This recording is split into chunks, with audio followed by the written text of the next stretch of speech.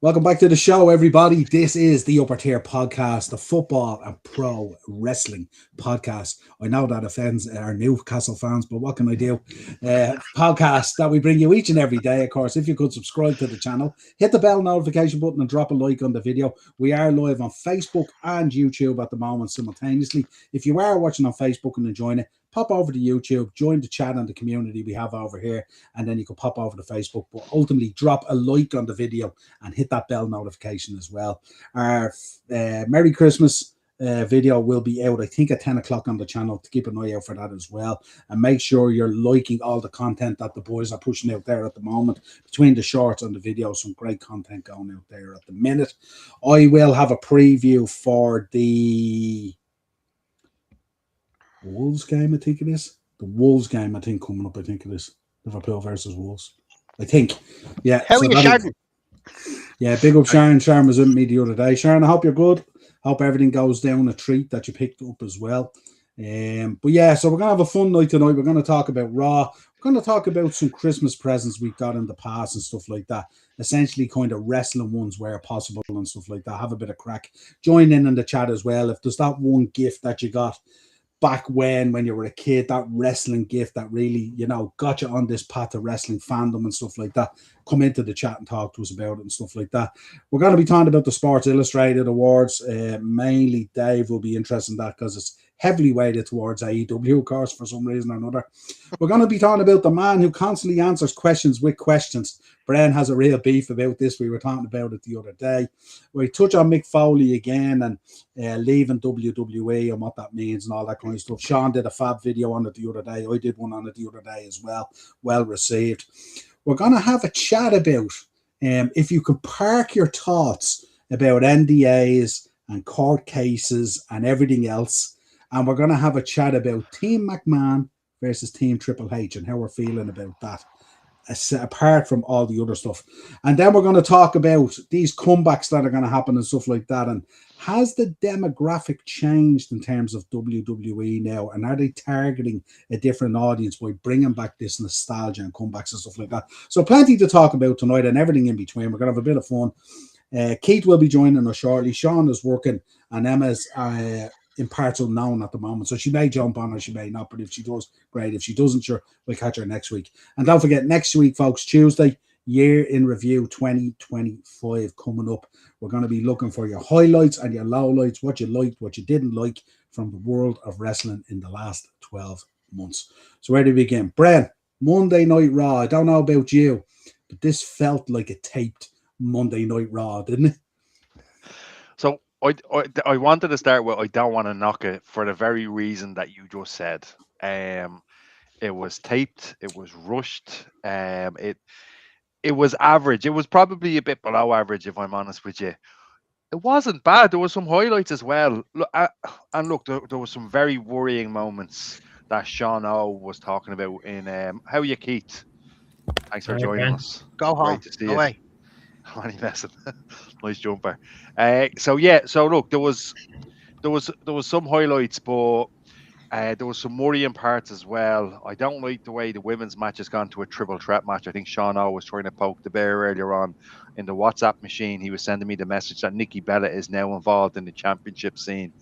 Oh, Noel, I think you might be right. I think they might give the belt to her. I think they might bring wrestling back to 10 years again. Not great. But look, let's look at some of the highlights. Let's not be negative. Lads, I'm just getting a bit of feedback there off someone, either their mic or their helicopter's landing or something like that. Or don't know who it is. Might be you, Keith. Are you getting a bit of feedback there, Keith? Or? No.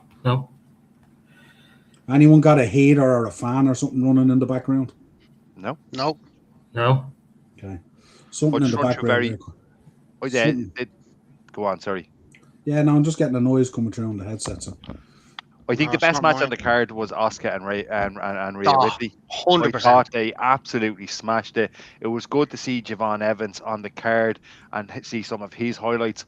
Maxine Dupree, it was good to see that bit of aggression. I thought Bayley and Roxanne Perez was very well done. The Gunther thing is annoying the bejesus out of me because of the predictability of it, because of the direction they're going. There's more leaks in WWE at the moment than ever before. They're a company with the ability to change on the fucking fly. And now what are we subject to? We're subject to, by the looks of things, AJ Styles being retired by Gunter. Balls. They have to abandon that. They have to abandon ship straight away because it's too predictable. In that case, we literally have the next year mapped out. I said it before and I'll say it again. We're going to have the winner of the Royal Rumble in 2 weeks. What's the point in watching? What's the point in watching? What can someone tell me what the idea was with the Punk and Gunther face off when Punk is already caught up in the storyline with Breaker? Why? And then he ends up in a tag match with Rey Mysterio and Bronson Reed and Austin Theory. So I get that kind of somewhat. But why is it that he comes out then and he has a face off with Gunther? As it was that there was only a limited amount of talent there because it was a taping and some talent had already gone home? I think it was down to him going over. Sorry, I think it was him going over time. To be quite honest with you. But I think it's a tease as well, isn't it? Like they're gonna do the predictable thing by the look of things, but they're also probably gonna look at giving him a championship shot, maybe down the line, or feud with Punk if Braun takes it. Then thereafter, and then elevate him again, so he looks even stronger again, retiring AJ Styles, maybe. But then Dave could be right too. I think it's a setup for Royal Rumble, the two of them. But wouldn't that mean that Punk is not going to drop the title on the 5th, which would probably be another drop of the ball, to be honest with you? If I'm not necessarily, because elevating you have Braun to Breaker. You have to give Braun Breaker the title at WrestleMania, I think. I think him defending that Mania and retaining the title would fucking propel him into the stratosphere. But Yeah, that's just me. I suppose not to use the pun, but in theory, we're still supposed to believe that Braun Breaker could win the title on the 5th. In theory. So if they're putting this out there, are they telling us that Braun Breaker ain't winning the title on the 5th? How did he lose? Strong though.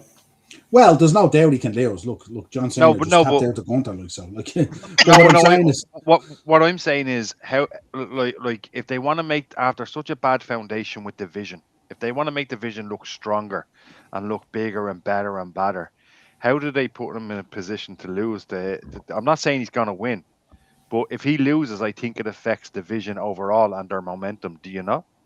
It does, pending how he loses. Is the loss? Does the loss get centered around? I don't know. Do they pivot somewhere or something, and then someone gets involved? Does Seth Rollins come back into the fold? Apparently, he's looking pretty good at the moment. He's been out doing a few social events and baseball events and various things and stuff like that. I seen him the other night at something. He does it. He's not wearing an arm sling at the moment around, so he must be pretty close. So I don't know. Maybe that's the way they pivot or something like that. But I just don't understand. It's just confusing when that kind of happens. That like you're feuding here with Braun Breaker. They've been so intense in terms of the back and forth. The promos have been so sensational, to be honest. And then all of a sudden you're up in Gunther's face. And if Keith says what he says, that maybe it could be a setup for the Rumble, then it kind of negates January the 5th. So it kind of like. And I suppose January the 5th, we should probably think about whether we should do a watch along or not, because obviously it's 1 year of Netflix. So something's bound to go down pretty good on it. So it might be worth doing a watch along for it if we're available or we can do it, you know. Acer's brought up a good point in the chat there about the fact that it's in Chicago in February. The Chamber. Yeah. But on the flip side of that, if you had the Chamber in Chicago, you could have Punk win the Chamber in Chicago if he loses the title to Braun Breaker and then lose his title match at Mania when Braun Breaker defends. Again, it's all about building up the next superstar, which is Braun Breaker, because Punk is never going to be that next 5-year guy. But I thought the whole idea of Punk is one of the beefs that Punk has is he wants to be a champion going into Mania or win a championship at Mania. Isn't that his dream? Isn't this what he's been talking about? Well, his dream was the main event, was it not? And he got that. Yeah, but I mean, I'd say he probably wanted in a different guise, really, you know. Yes. But I think I don't see a world where CM, but like I'd love Braun Breaker to become champion and really see how it goes, and hopefully the machine does a good job on him and it doesn't falter like what happened with Jey Uso. So I would love to see Braun win the belt. I think the timing is key. I don't think it's a good idea to drop the belt on the anniversary of Raw just because it's the Netflix anniversary. I don't know whether that's the time to be. I don't know whether it gets enough traction of a WrestleMania or a Chamber or a big PLE, you know, even though it's the 1 year anniversary, you know what I mean? So I think there's other stuff they can do on that show that will satisfy us. But I don't see a world. Do we see a world where Punk goes into Mania not having the belt? I can see him dropping the belt at Mania to Braun Breaker. And I think, as Keith said, that would be a much bigger deal, much bigger audience, much bigger global audience and all and stuff like that. So I think that might be the case. But I just felt this guy is just kind of feuding with everyone, and all of a sudden now he's up in Gunther's grill. You know what I mean? And I don't now unless the plan is, do we see a world maybe where we spoke before, maybe where I don't think it's the case, but where Gunther pivots into the division or something like that? I don't know because I don't know whether Gunther. I think Gunther eventually will wear on us so much that he'll need a Heyman by his side. That's what I think, because I think it'll become old stick, really. You know, I think we're starting to see it already. Yeah. It's getting a bit. Yeah, I'm not fully on it at the moment because some of the stuff he's doing at the moment, in fairness to him, and I know we're still all kind of hurting over Saturday night's main event and stuff like that. But I think some of the stuff he's doing okay, like the shit with AJ Styles in the car and all, is kind of cool. The way he's absolutely degrading John Cena in the promos, and he's putting himself across as being that bad guy, that dare I say, taker of careers kind of thing. You know what I mean? And I'm not against it. But I just think it could become old stick very, very quick, and people just find it wearing because you remember he's getting drowned out a lot with the level of bills and stuff like that as well. So it's very hard to kind of tune into that constantly week in, week out, without getting a bit jarring after a while. That was the only thing I had on it. Nice to see Bailey pick up a win, actually. That was a relief. Yeah, for me personally. Yeah, because I think that's a real area at the moment. I wouldn't like to see WWE lose Bailey, and I could understand the girl's frustration and stuff like that. So I don't want that to happen. Javon Evans, of course, as we know, just going from strength to strength and stuff like that. Maxine Dupree, Becky again doing the job absolutely brilliant, making her look $1 million.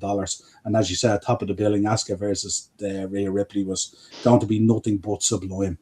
The only thing I would say about that, with Rhea picking up the defeat, are we concerned in any way about Rhea in terms of her stature as a star in there and stuff like that, in the kind of the last number of months where she's been going along with Io Sky and stuff like that? I think this is setting up for a WrestleMania match. I think that's what they're doing. Are we thinking? What are you thinking? You're thinking about getting that turn like Becky on Lyra eventually, and you're going to get Io versus Rhea, and then Rhea picks up the win, like the rematch from last year without Bianca in it. Yeah. I wouldn't be against that. I don't know. You see, my big problem with that theory is that it's happened so often with these women's tag teams that it's not going to have the same effect, because we've had it with, potentially with Bailey and Lyra, that torn, and we've had it with so many other women's tag teams where they just break up and torn, that it's just. The only thing I would say about this one is I think there's a different level of star power in there. I think Io Sky is really the kind of darling of the women's division now. People absolutely, genuinely love her. And I think it'd be cool to see Rhea turn again and be that fucking badass again and absolutely pulverize her. AKA Batista and Flair kind of thing. I agree 100%. My only worry was the last few months, have they lost their direction with Rhea? Do they not know where to go? Are they struggling to find out what route to put her down? Because you're saying it there yourself, she was with Damian Priest, and then now she's with Io Sky, but she's not the focal point of that that partnership. She wasn't really the focal point of the partnership with Damian Priest. Were they just tagging her in different little bits and pieces to keep her going along until they find something? But now that you mentioned that. Yeah, well, I suppose the thing about it as well, she's been a little bit unlucky with injury, and the broken nose and various things have happened along the way as well.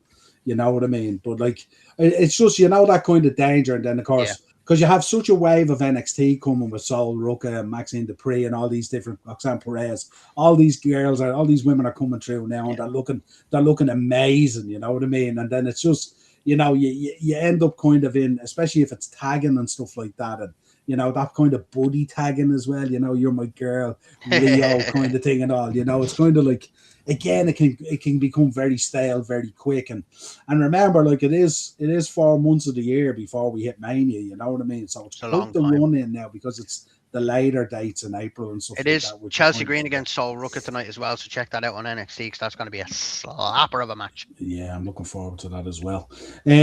Sean Mack, Raw, what's your thoughts? I thought it was a pretty good show. As I said, I could tell it was taped. I always have to skew my expectations a little bit when the show's not live. Then again, what's the alternative? Have a good show so they can't spend Christmas with their families? I don't think so. They tried that already, and the show itself was good, but you know, not having Christmas at home, especially for the guys from outside America, was tough. I think Rhea Ripley losing to Asuka was the right choice because it just makes Asuka and the Kabuki Warriors a bit more intimidating and a bit more imposing. And I think eventually the Rhea EO fallout is going to be great. I thought the Maxine Dupree promo was absolutely fantastic. I didn't know she had that in her. I think now that she's being treated as a serious single star, that she can show she has that. Yvonne Evans and Rayo Americano was really good, but I just feel so sad for Pete Dunne and Tyler Bate. 100%. If there's ever two boys who deserve much better than what they're getting.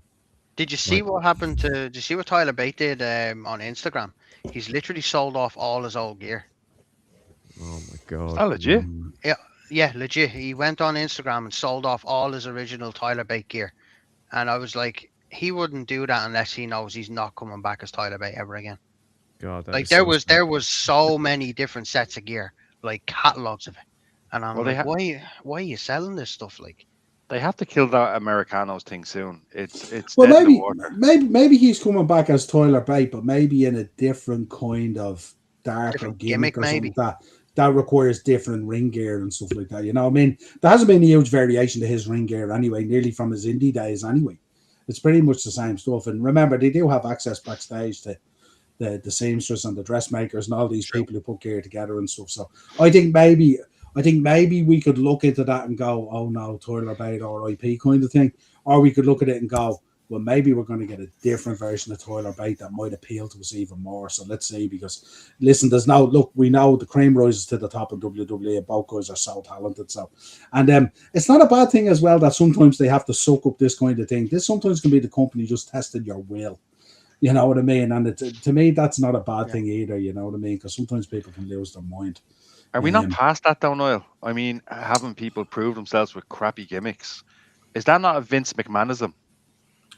Well, would you not say turning around to the crowd and saying, I thought you'd boo louder? Is that not a Vince McMahon thing? Good point. Yeah, good point. Excellent point. We have a slide on it later. Don't worry. Good. I did All mention Team McMahon versus Team Triple H. Sorry for interrupting you there, Sean Mac. Yeah, no, what? Keep going, Sean. That's all right. So yeah, pretty bleak scenes. Hopefully Tyler Bates just getting rid of his gear to make a bit of extra cash and not, you know, what Dave was threatening. Look, Nikki Bella said that this run in the company she's having right now would more than likely be her last. Thank God. And they're still pitching her to be like one of the best women's wrestlers ever. And I think really the only way they can cement that is by putting the belt on her. So it might not happen now, but I will say it will happen. So I think as soon as we all accept that, it'll be much better when the plaster gets ripped off. I want to point something out. Wasn't the great Khali champ? I mean, what do you mean the greatest wrestler ever just because she's given a belt? That's a load of balls. That's like, and I know we'll be touching on it later. That's like PWI. What's it? The Sports Illustrated giving Sasha Banks or Mercedes Moné Female of the Year because she went to Smith's and bought 12 belts. Well, yeah, but but I'm not saying Nikki Bella is great. But WWE's idea of making out that someone's great is putting the belt on them. So that's where I think they're going with Nikki Bella. You know the way we spoke about Tiffany Stratton and how sometimes you have to build your catalogue. Nikki Bella would pick up the belt and become that transitional champion to make Raquel Rodriguez look $1,000,000 down the line. But and if that's the way that runs out, then I'm okay with that. I'm okay if Nikki Bella is there to be that name on the CV that you want to stack, like what they did with Tiffany Stratton. And look at the great job. They did a fantastic job with Tiffany Stratton in the last 12 months. If you look at who she's beaten and the level of talent she has beaten and how she has leveled up from that and stuff like that. We do have concerns, no doubt, about Nikki Bella. We spoke about it. Did we feel even in the match that she had with Stephanie and stuff like that was a kind of new breed versus old breed, if you wanted to, Divas time versus Women's Evolution time? It kind of felt a little bit disjointed and a little bit different. Sometimes styles clash and they just don't work out and stuff like that.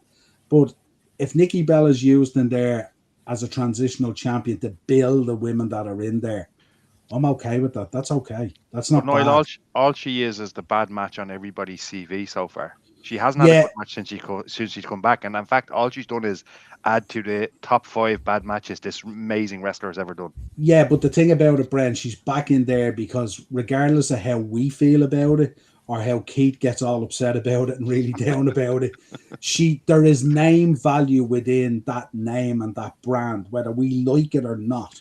There's history there, and there's history that's carried and passed on.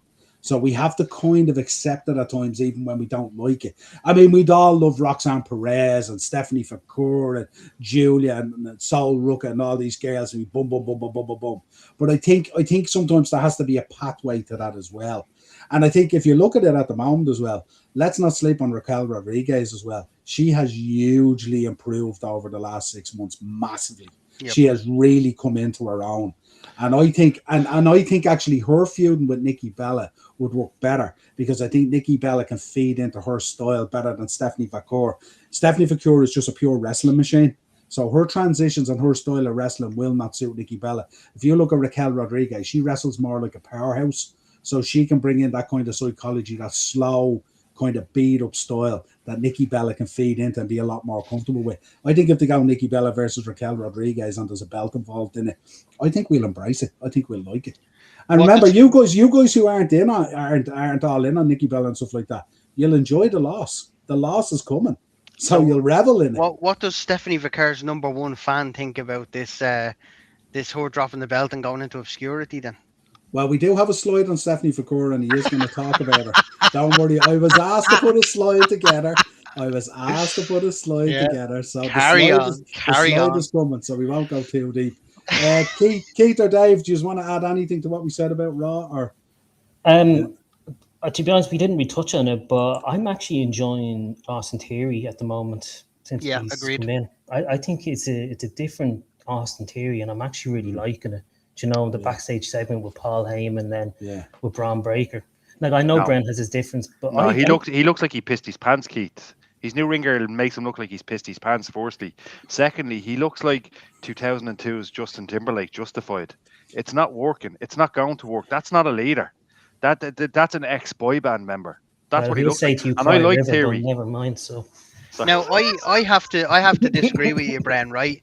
Austin Theory's new kind of gritty, raw kind of approach to joining the Vision and his little backstage promo with Paul Heyman, it's worlds of an improvement on the old Austin Theory.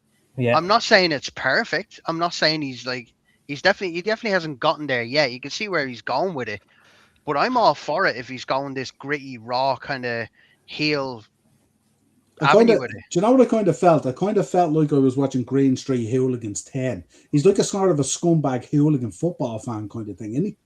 But that would work though. That would work a million. Yeah, because if he went on a European tour and just wore those, you know the way they used to wear jerseys when Stacey Keebler in the fucking United jersey and all that. If they went to different cities and all, and he wore all the most hated teams' jerseys, and just was like he'd come out to like football chants or something. Yeah. Do you know what he reminds me of? He reminds me of a handsome looking low key. Well, you want to speak about somebody an overrated. Wow. Do you know the way low key was just that fucking that horrible bastard as in his attitude and stuff like that. Took himself way too seriously. Just took life way too serious. But like, he's way more handsome, of course, now. But remember Loki? Remember his entrance and walk out, and it was kind of like D'Lo Brown's entrance with a fucking scowl, and it was just kind of like it was just crazy and stuff like that. But I think with Theory there could be a depth and a dynamic to this and stuff like that and all. There's potential there. There's definitely potential there. I think it's one of those ones. It's like a fine wine. You have to let the air get at it for a while and see what way it kind of goes. Because remember, he's surrounded in good company at the moment with the Vision. Yeah. So here's a question for you. Javon Evans, because they're saying that he's a free agent. Where do you think he's going to go with him? Raw or SmackDown? Oh, he'll go to Raw. That was his audition for Raw. He's not a free agent, is he? I know it's a storyline, but he'll go to Raw. That was his audition, and I think he'll go to Raw. I like the Javon Evans that we're seeing at the moment because what I like about it is he's new, he's young, and he's still got that naive confidence about his character. You know, he's the happy-go-lucky. Oh, you've not been shot on yet, little kid. You know what I mean? Oh, you've no idea what's coming to you. You know, he still has that innocence about him in his character, and I think there's so many things you can do with Javon Evans now that he's come in, but he has to stay away from that. Do you remember the way Kofi Kingston was when he was a face? All they had him do was the jumpy, flippy stuff. Like, I think he needs to. If Javon Evans is going to come into Raw, he needs to be more physical and definitely needs to be more hard hitting. Probably a more legit Ricochet. Yeah, 100%. Yeah. Like kind of tie it all together. We enjoy the spots and stuff that he does, but tie it all together maybe with a little bit of wrestling to make it more exactly. meaningful. So it's not choreographed by Mariah Carey's dance instructor. Do you know that type of way? Yeah. I did forget to mention as well at the start of the show that a certain person on this panel last week predicted about Carmelo Hayes having a huge 2026 and that potentially a feud for the US belt with Trick Williams could potentially happen and light up our screens in 2026. So I just want to put it out there. So someone is listening. Someone is listening to our podcast. What are you talking about? It was my award slide. What are you talking about? Taking my shine. you infiltrator. There we go. There we go. Let's see. Sharon, she is training in the dungeon. Absolutely. I asked Brendan Saturday when you look at us and Thierry, when you look at the Vision, and what is Thierry's role there? Thierry's role there is to be the little schoolyard upstart, fucking pissed off head who doesn't get what he wants, kind of thing. He's the kid who Santa doesn't leave what he wanted under the tree. Let's put it that way. Right, we'll move on from Raw anyway. I think we've covered it, because it's a typed one as well. There's not a huge amount of depth to it. This came up on X during the week, and I thought we'd have a talk about it. Unreal, obviously season 2 coming up next month as well. But there's been a lot of talk about it. Has WWE Unreal ruined the way a lot of people watch WWE now? Does talk it gave us a bit too much? And obviously, all the stuff surrounding the heel turn and The Rock and all that kind of shit that came out on it and stuff surrounding Mania and the Elimination Chamber and all, which kind of didn't paint a great picture. And we love wrestling documentaries. We all love wrestling documentaries. We love to know some of the inner workings and background, stuff like that and all.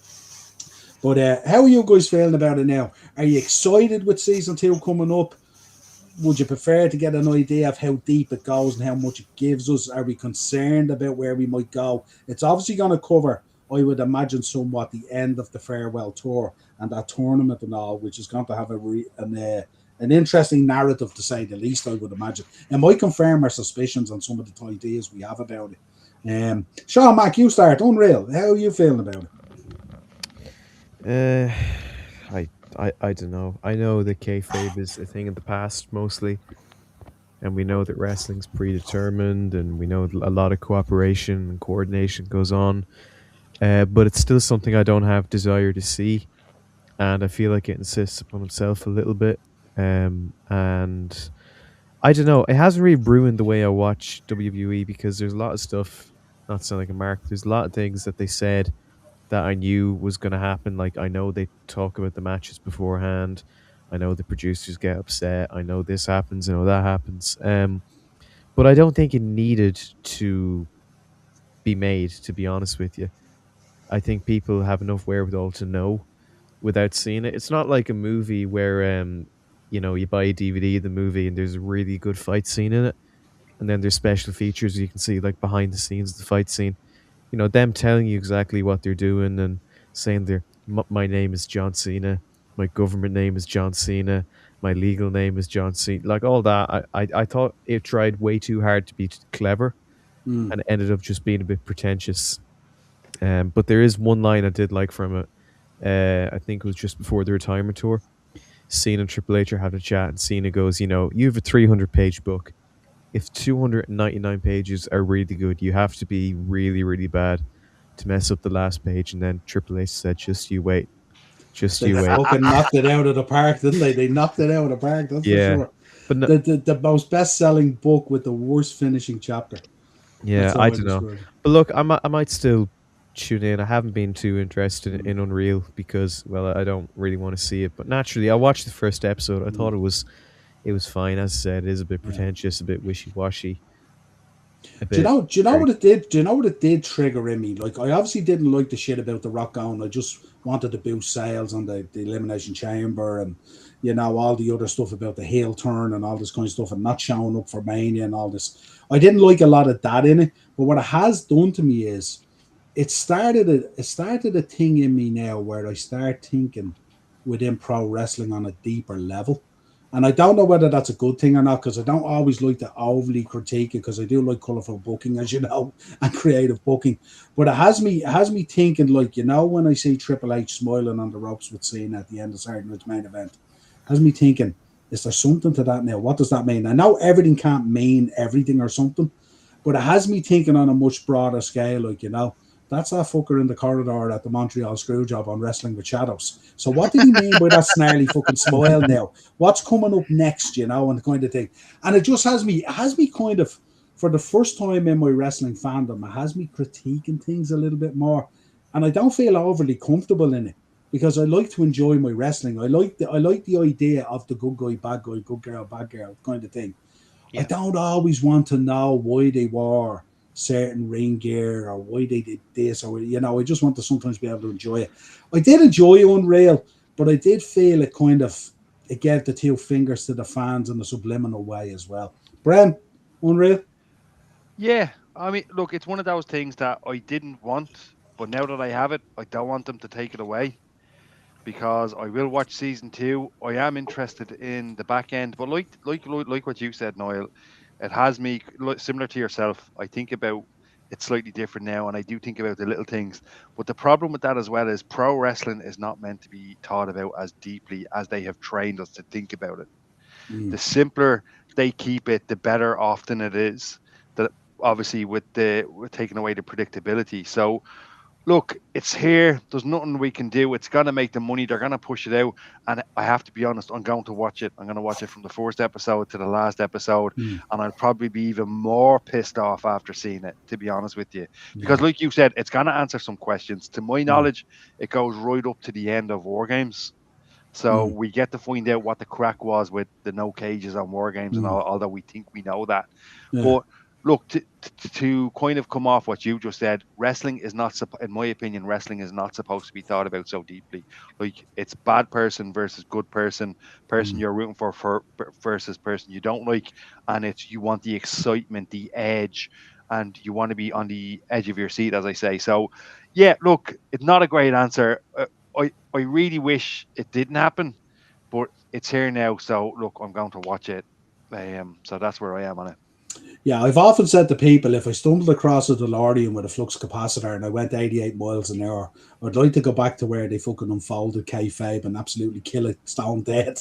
You know what I mean? That kind of thing. But obviously we live in a different time and stuff like that. The one thing it has, as I said, like even if you talk about Raw this week, we were talking about it. Like, normally it's a throwaway Raw, and I wouldn't give a shit about Punk getting up in Gunther's face. But see the way it has us all thinking, why, keep coming in about, the Royal Rumble maybe, or whatever it is, and the road to Mania. Like, it has us all thinking in a much more deeper way about the product, which means we're more emotionally invested in it now, even though season 1 left a bit of a sour taste. There was a lot of really good episodes in it as well, And Dave, thoughts on Unreal or Keith? So I'm different in this, right? Because I watch documentaries every single day, whether it's true crime, hundreds of different genres. I watch at least one documentary a day because I love documentaries.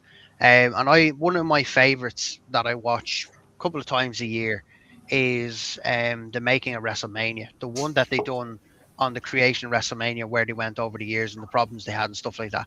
That tore down an awful lot for me. But with me, I have the ability to watch this Unreal stuff and then go and watch Raw, and I don't even think about it. It's in the back of my head. I push it aside. I loved Unreal, for the main reason because I love documentaries. I love looking behind the curtain on it. But I can then, luckily enough, in my head, I can push that aside and go back to just enjoying the wrestling the way it is. I don't really, it hasn't really changed anything for me, luckily. Like, I don't, like Brent said, he didn't want to be able to have it, can't take it out of his head. But with me, it's just another, I can face it as just another documentary. I loved it. I loved the way it went, how much it went behind the scenes because I love watching that. It's different for me because I love that stuff, but I can push it away and watch Raw and SmackDown and not have it affect me too much. But I think it's great. I can't wait for season 2. I'm dying for it to come out. Keith? Yeah, I've kind of different opinions about it, really. Like, I did enjoy the Unreal. Like, the thing about it is that I like the old face and heel thing where, you know, you get lost in it, like when Niall was saying, and you're enjoying basics, it. Basically, the basics of it. The basics, yeah, basically. And I like that. I don't want to be seeing, like, Punk and Seth hugging each other backstage. You know, stuff like that. I don't want to be seeing that because you want to be a fan and you want to be enjoying it. You know, you don't want to be seeing that stuff backstage because it loses its uniqueness and loses its mystiqueness and all that stuff. Like, you know, but I like it's good for what it is. I think they went a bit too deep into it, to be quite honest. There's a lot of stuff that I didn't really like watching about it. But look, I watched season 2 because I know we're going to be doing reviews on it, you know, when it does come out. So, but yeah, overall, like Sean said, I'm not really enthused by it. But look, I'll give it a watch. Yeah, absolutely. Sharon, I think you'll get clips of it on YouTube and stuff. That it was basically the one where McMahon broke down and crying, and he was talking about how WrestleMania 3 nearly made him bankrupt and all sorts of stuff. There was some real good stuff in it and stuff like that, you know. Yeah. Go ahead. Do you remember what we were talking about the other day? The DVD that I bought in your shop in 2005 or 2006. Yeah. The WrestleMania 20 DVD. It was a special edition. And what was the third disc? It was the Mania of WrestleMania. One of the best documentaries ever made in wrestling. It's called The Mania of WrestleMania. Sharon, that's the one to watch first and then go on to that one. Yeah. It was all the background to WrestleMania 19, remember? It was incredible. What is it? Yeah. It's just like the whole setup of it. It gives you the background to Rock and Austin, and it gives you the background to Angle and Lesnar and all, and the struggles they had and what happened after the match. You see Lesnar freaking out backstage at Patterson and Briscoe and all, and I know it's really it was one of the first ones really that they put out there as an extra, and it was really hard hitting. The Rock and Austin one is some of the best work WWE has done in terms of documentary work. It's amazing, you know. That's where you got the line. Remember, Austin talks about cog comes out of the wheel, you put another cog in, the wheel keeps spinning and all. You know, that was that moment. Beautiful. It was very, very. Do you know this Unreal, Niall, that they're doing? Do you think they'll make one every couple of months or once a year now, or just? I think you're going to see much more of it because I think they're going to pad out Netflix like you wouldn't believe. I think Netflix is going to become the new network over time. I think it's going to be. I hope so, because the content they have there is trash. They haven't got nearly enough stuff on Netflix, and I'm just delighted. I said this before. I said this to Keith. If it wasn't for my Peacock subscription that I have, thank you VPN. Like I'd be going nuts because there's nothing old that I could watch. You know, Netflix is. Well, there is. It's just very limited. Well, if YouTube haven't, they got the From the Vault channel as well. That they're. It's all right, but they just put matches up. There's no old episodes of Raw or anything like that. I can't, like, what I used to love to be able to do is watch the Raw, then the pay-per-view, then the Raw after from like 98 to 2002 or whenever. And I can't do that now. It's just maybe little bits, like. Maybe what they should have done was kept the network up there at a reduced price as a library that you could access, but they just didn't put live shows on it and stuff, you know. Yep. Maybe, I don't know. Maybe they could have done it in a different way. But like DVDs either. Yeah. God save DVDs, that's for sure.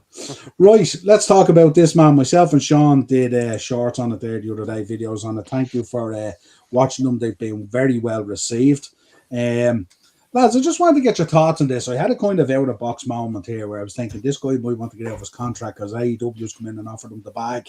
And I thought that might be the agenda. And if I was selling it, that's where I'd be going with it. But there was interesting comments from Kevin Nash on his podcast as well. The Click This One, I think it's called, with the I saw that, the other lad and stuff. And his he just made the point, look, I could never do this. He said, like, these guys are family to me. And I get that. And listen, there's a lot to be said for that as well in terms of loyalty and all. But what was your overall thinking behind this? Because I was thinking, like, okay, the stuff that was said about Rob Rayner was terrible, and we spoke about him on the show, the passing and how horrific it's been and all, and his wife, of course. But I would have thought from a Trump point of view that all the other stuff would have triggered you way before now. So why suddenly now is the time to go, I'm done with this? This is a guy who shared the Hall of Fame stage with Donald Trump as well. Same class. So I'm just wondering, I want to get other people's thoughts on it as well. How do you feel about it? The timing? Do you think there's something different on the horizon? Do you think Mick Foley has other projects that he's doing now that maybe with this Legends deal or Ambassador deal or whatever it is? I know it's coming up for renewal in June. This is not the kind of man who walks away from dollar bills either. So you know what I mean? I genuinely think with Mick Foley, right? I think it's different when you share the stage with a businessman and a celebrity than when you look at him as a head of state. I think there's a big difference between, the apprentice Donald Trump and the president of the United States, Donald Trump. This guy's gone wacko with the amount of powers he's got. With the whole invading Venezuela and the breaking down half of the White House to build a ballroom and all that, the guy's gone nuts. But Dave, sorry, go on.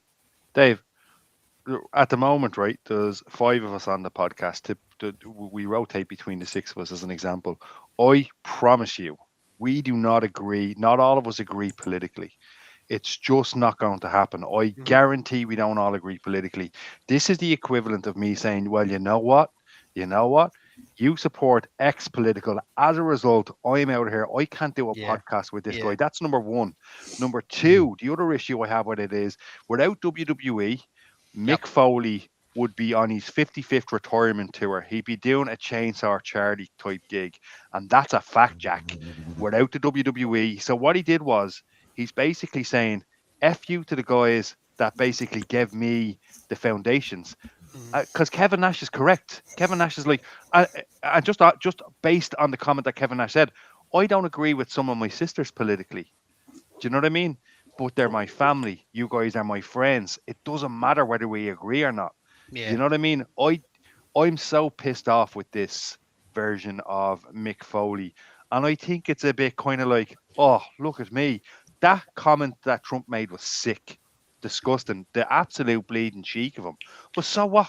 But I think it's the fact that you've seen Triple H and Linda McMahon and Stephanie in the White House and meet with Trump several times and stuff like that. I'm not saying that Mick Foley, yes, okay, without WWE, Mick Foley's technically nothing, really.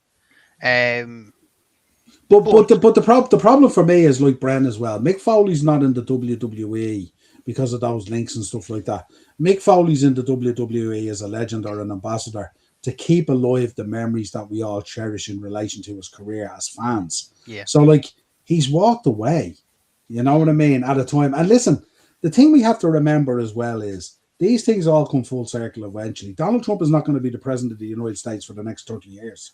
So what happens then? When Donald Trump is not president anymore and someone else comes in, whatever your political views are, and we don't get political. And look, I'd like to say as well about this is not the biggest Kevin Nash fan base in the world sitting in the screen here right now either.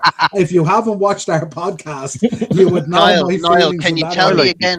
Can you tell me again how much it costs to sit with him and watch Mania, Niall? Can you refresh my memory on that? And the same guy who a week later on his podcast turned around and says, I can't believe what WWE are charging for ticket prices. And I'm there going, you bastard. You know what I mean? Like, No, I suppose you're right. Look, I'm always, I'm always taking new stuff on, and where I can have my opinion, but your opinion can change. But you made good points there, and it's made me look at it a different way. Like originally, I was on board with Mick Foley saying, F Trump and WWE is calling him, but you still have made very, very valid points there. So I suppose maybe I was looking at it too politically and not looking at it from the wrestling side of things. So it make a lot of sense. So, yeah, that's changed my mind a little bit on that. Well, see, the problem is our only connection with Mick Foley is really through the wrestling. Like, if none of us here were wrestling fans, would we even know Mick Foley? No. No. So, like, that's our beginning benchmark and stuff like that. Like, Sean went to his show in Dublin there a couple of weeks ago and stuff like that and all. And there's Was it good? there's Sean said he had a great time. Yeah, Did you, no, Sean? good time. I have a Mr. Socko sock somewhere. I'll see if I can grab it. Bloody unsigned. There you go. But yeah, no, I just think it's kind of like it's like, you know, sometimes when wrestling meets real world, I think we have to just be a little bit careful, you know. Like there's different variations of how people feel about the links to the National Guard over there. There's different variations about how people feel about tribute to the troops and all this kind of stuff and all, you know what I mean? And you know, I just steer away from it. I don't try and get involved in that kind of stuff. I'm a wrestling fan. Mick Foley to me was a wrestler. For everyone else, he was a legend of a wrestler and stuff like that. Everyone knows I wasn't the biggest Mick Foley fan. I'm not into barbed wire and blowing your bollocks off in the corner of a ring and all that kind of stuff. That to me is not an art. That to me is just a ham sandwich missing from your top noggin, really, you know. But for some people, it's the art that they love and enjoy and stuff like that, you know. And so be it. And I'm happy to, you know, there's lots of stuff Mick Foley's done that I really, really love. The stuff with The Rock is amazing. Edge. You know, even when he was a commissioner, the stuff he did in TNA at times was cool. So like, there's a lot to like about the guy as well, and he's a big about the character. Yeah, and he's a lovable, endearing old fucking thing, you know, like really. You know? but you know what I mean. When these guys suddenly, you know, I can't look at Kane the same way since he became a mayor and shit like that, you know. And I even struggle, and I even struggle to look at Jesse Ventura as a governor. You know what I mean? To me, that's just, you know, it just feels weird to me because I'm a wrestling fan. Look, I was on over there. I can't get embroiled, and it's not my place to. And I just love being a wrestling fan. So that's my thoughts on it. You know. Funnily enough, the way John Cena's answering questions lately is completely in line with being a president. So we'll probably have him as a president in the next 5 years because he doesn't answer a poxy question, which we'll get to in a few minutes. Can you imagine we had a cabinet in there of John Cena, The Rock, Mick Foley, and Glenn Jacobs?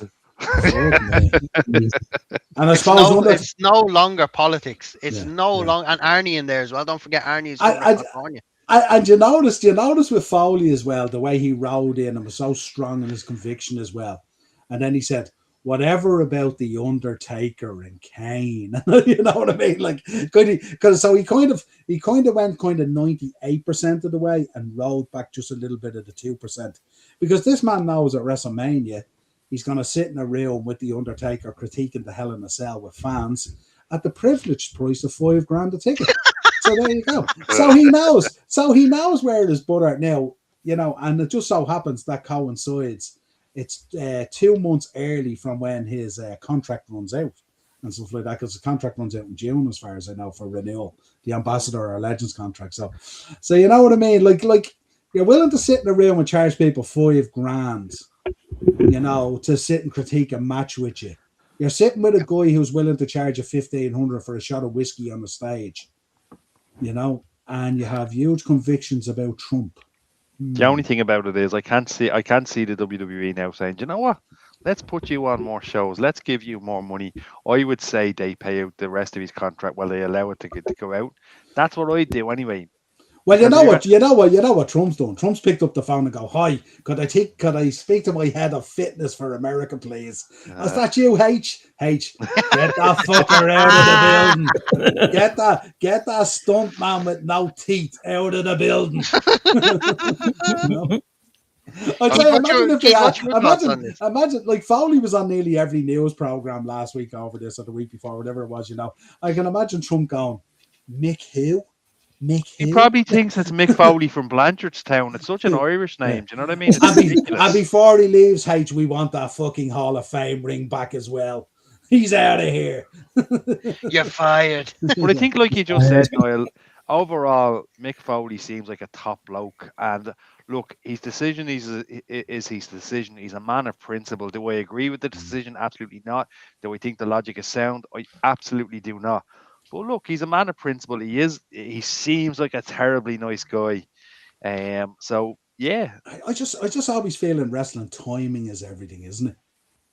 And I just think when you think of what was said about the Charlie Kirk situation and all, the assassination and stuff like that, and I was thinking, this is the moment that pushed you over the edge. This is the moment that did it, like, and I was there going, okay, you've obviously been biting your lip, you know what I mean? And like, I don't know, it's just, to me, it's just, but look, we won't dwell on it too much because it's just, I don't know. I'm sure. What's Keith's thoughts? I'm interested. Yeah, Keith, give us your thoughts on Foley before we get into your girl.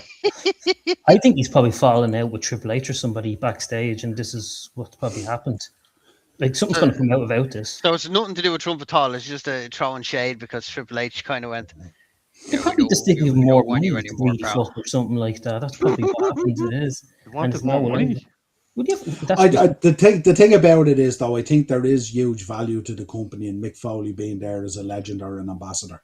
Because the one thing you can't deny with Foley is the love in the wrestling fan base for Mick Foley, and plus the merch and all the other stuff and the stuff that he gets involved in. And in fairness, when I looked at that thing, that Hidden Treasure show and all, I thought he was really cool and that and stuff like that. And also those kind of things. But again, it depends what way they want to go with.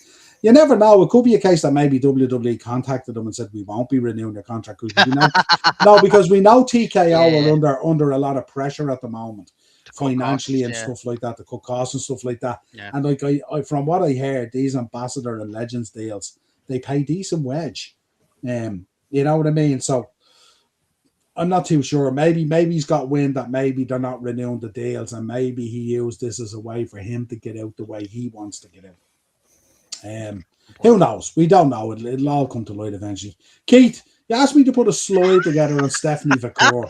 Here we go. And this was highly unexpected now from a guy who I would regard on this podcast as being Stephanie Vacour's number one fan. So talk to me about it. No, she is the same. Look, I do love her. She is my number one fan. Like, and she's your number one fan. She's yours number one, really? Oh my lord! So I heard. I thought I seen her with a Keith Siri T-shirt a few weeks ago. To be fair. I did wonder what she was wearing. That was the girl who messaged Bren last week looking for Keith's details. Did you ever follow up on that? But that's another bit of the podcast. If you want, you say the word. Yeah. Anyway, it came through as S Vacour. So we weren't sure. Too obvious. Stephanie V. Yeah. I do look. I love her, but the thing about it, and I was delighted when she won that match because I thought she was ready, and I said that to Dave, like, she's ready to hold this belt. But ever since then, I've been very, very disappointed in her booking, to be quite honest. I'm not happy with her booking, with the likes of Nikki fucking Bella having to be with her. Like, I'm sorry, but can you not get someone better? This is not 2010 anymore. When she hooks the leg for the 3 count, you'll be bowling. I don't care, because this is not 2010 anymore. This roster is magnificent. You know, the women's roster. Oh, let it slip. The women's roster is magnificent. You just say divas. Banned. No. Once he mentioned 2010, we knew it was dusted, didn't we? There was no coming back. The almanac is pulled out. Keith, can I just have an observation to make, right? And this is genuine, right? You've just said that since she won the belt, but notably every week you've said that she's been brilliant. And this is the first week you've gone in a different direction. So are you just fueled by anger by the fact that Nikki Bella has been inserted into it?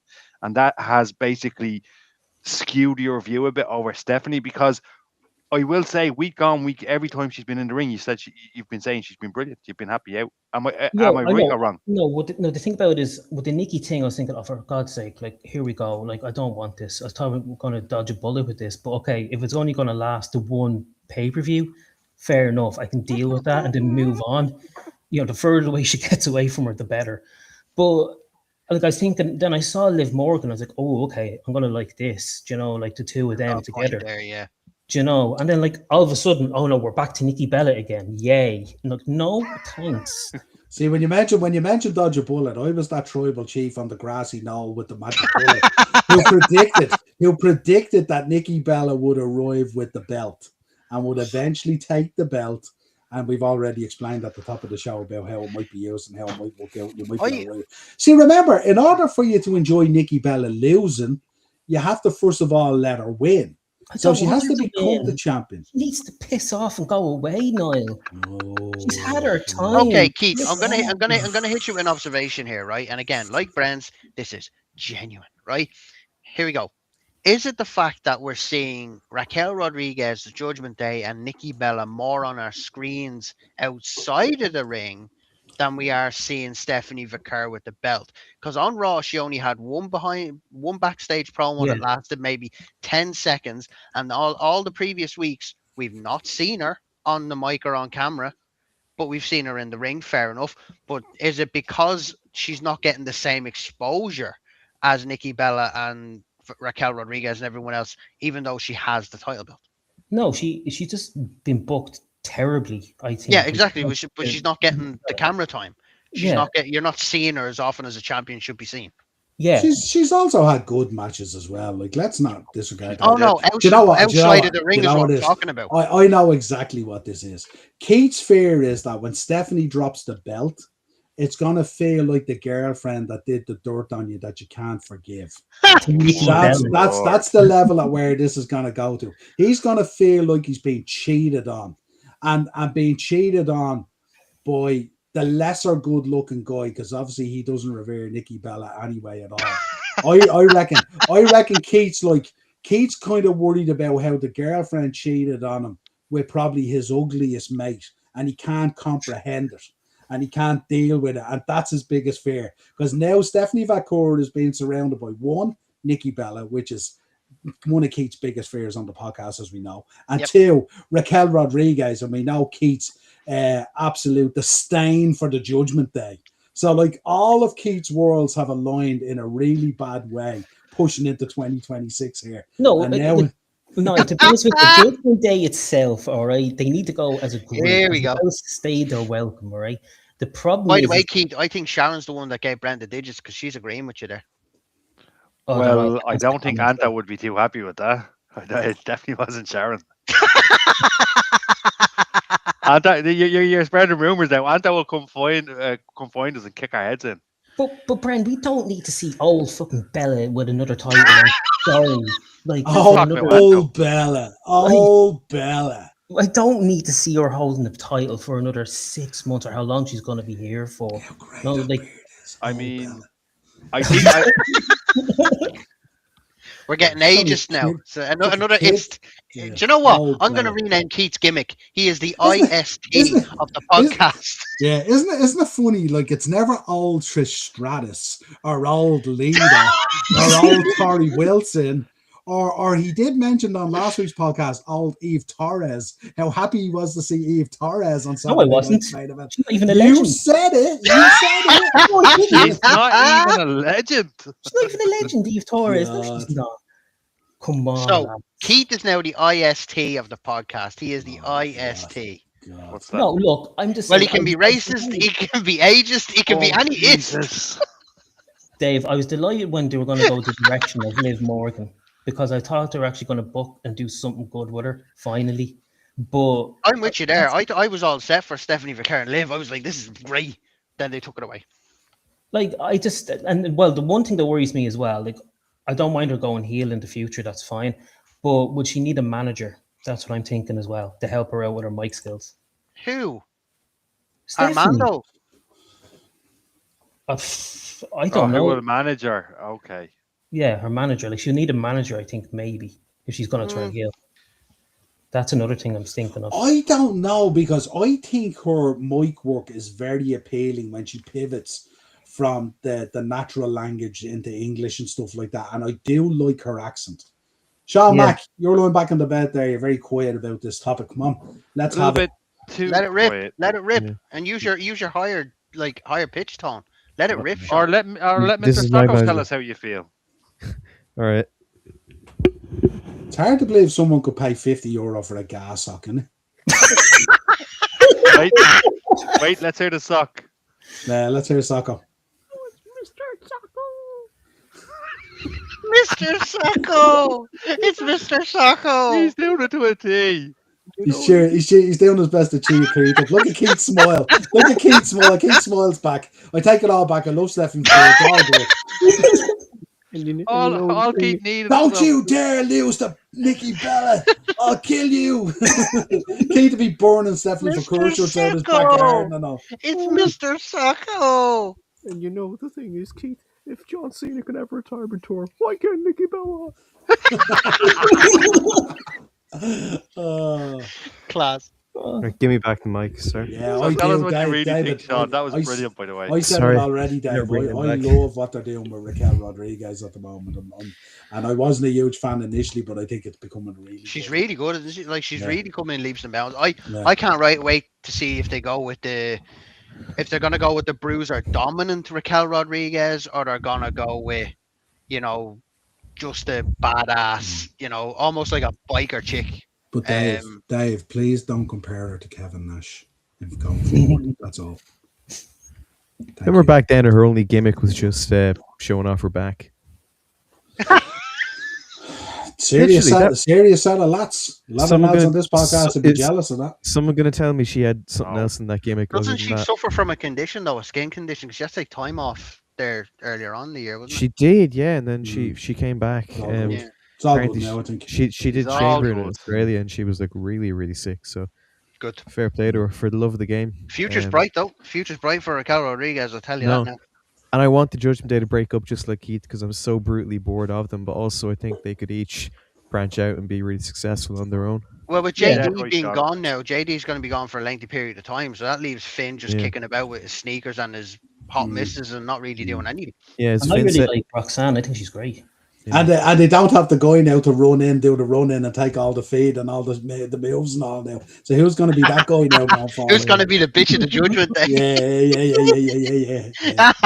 Big shout out to JD as well. We hope he's doing well. Well, that's been the guy, Niall. Yeah, guy. He'll come in for a temporary. Yeah. He'll come in. But he's the MFT key. He's my family tree. Oh, but that's Jesus. Whoa. Anyway. Hang on. Brent, we only had a conversation the other day about how they need to monopolize what Solo is doing at the moment. We can't be calling it terrible. Me and you had a conversation about this now. Now, the way you're framing that would indicate that It was- I am liking the MFT. What we agreed on was that they should lean into Solo's personality. This He is the terrible leader of the MFT. They all look like Hakushi's manager from the early 90s. It is bloody terrible. But they need to lead Solo, and I'm glad you brought it up actually.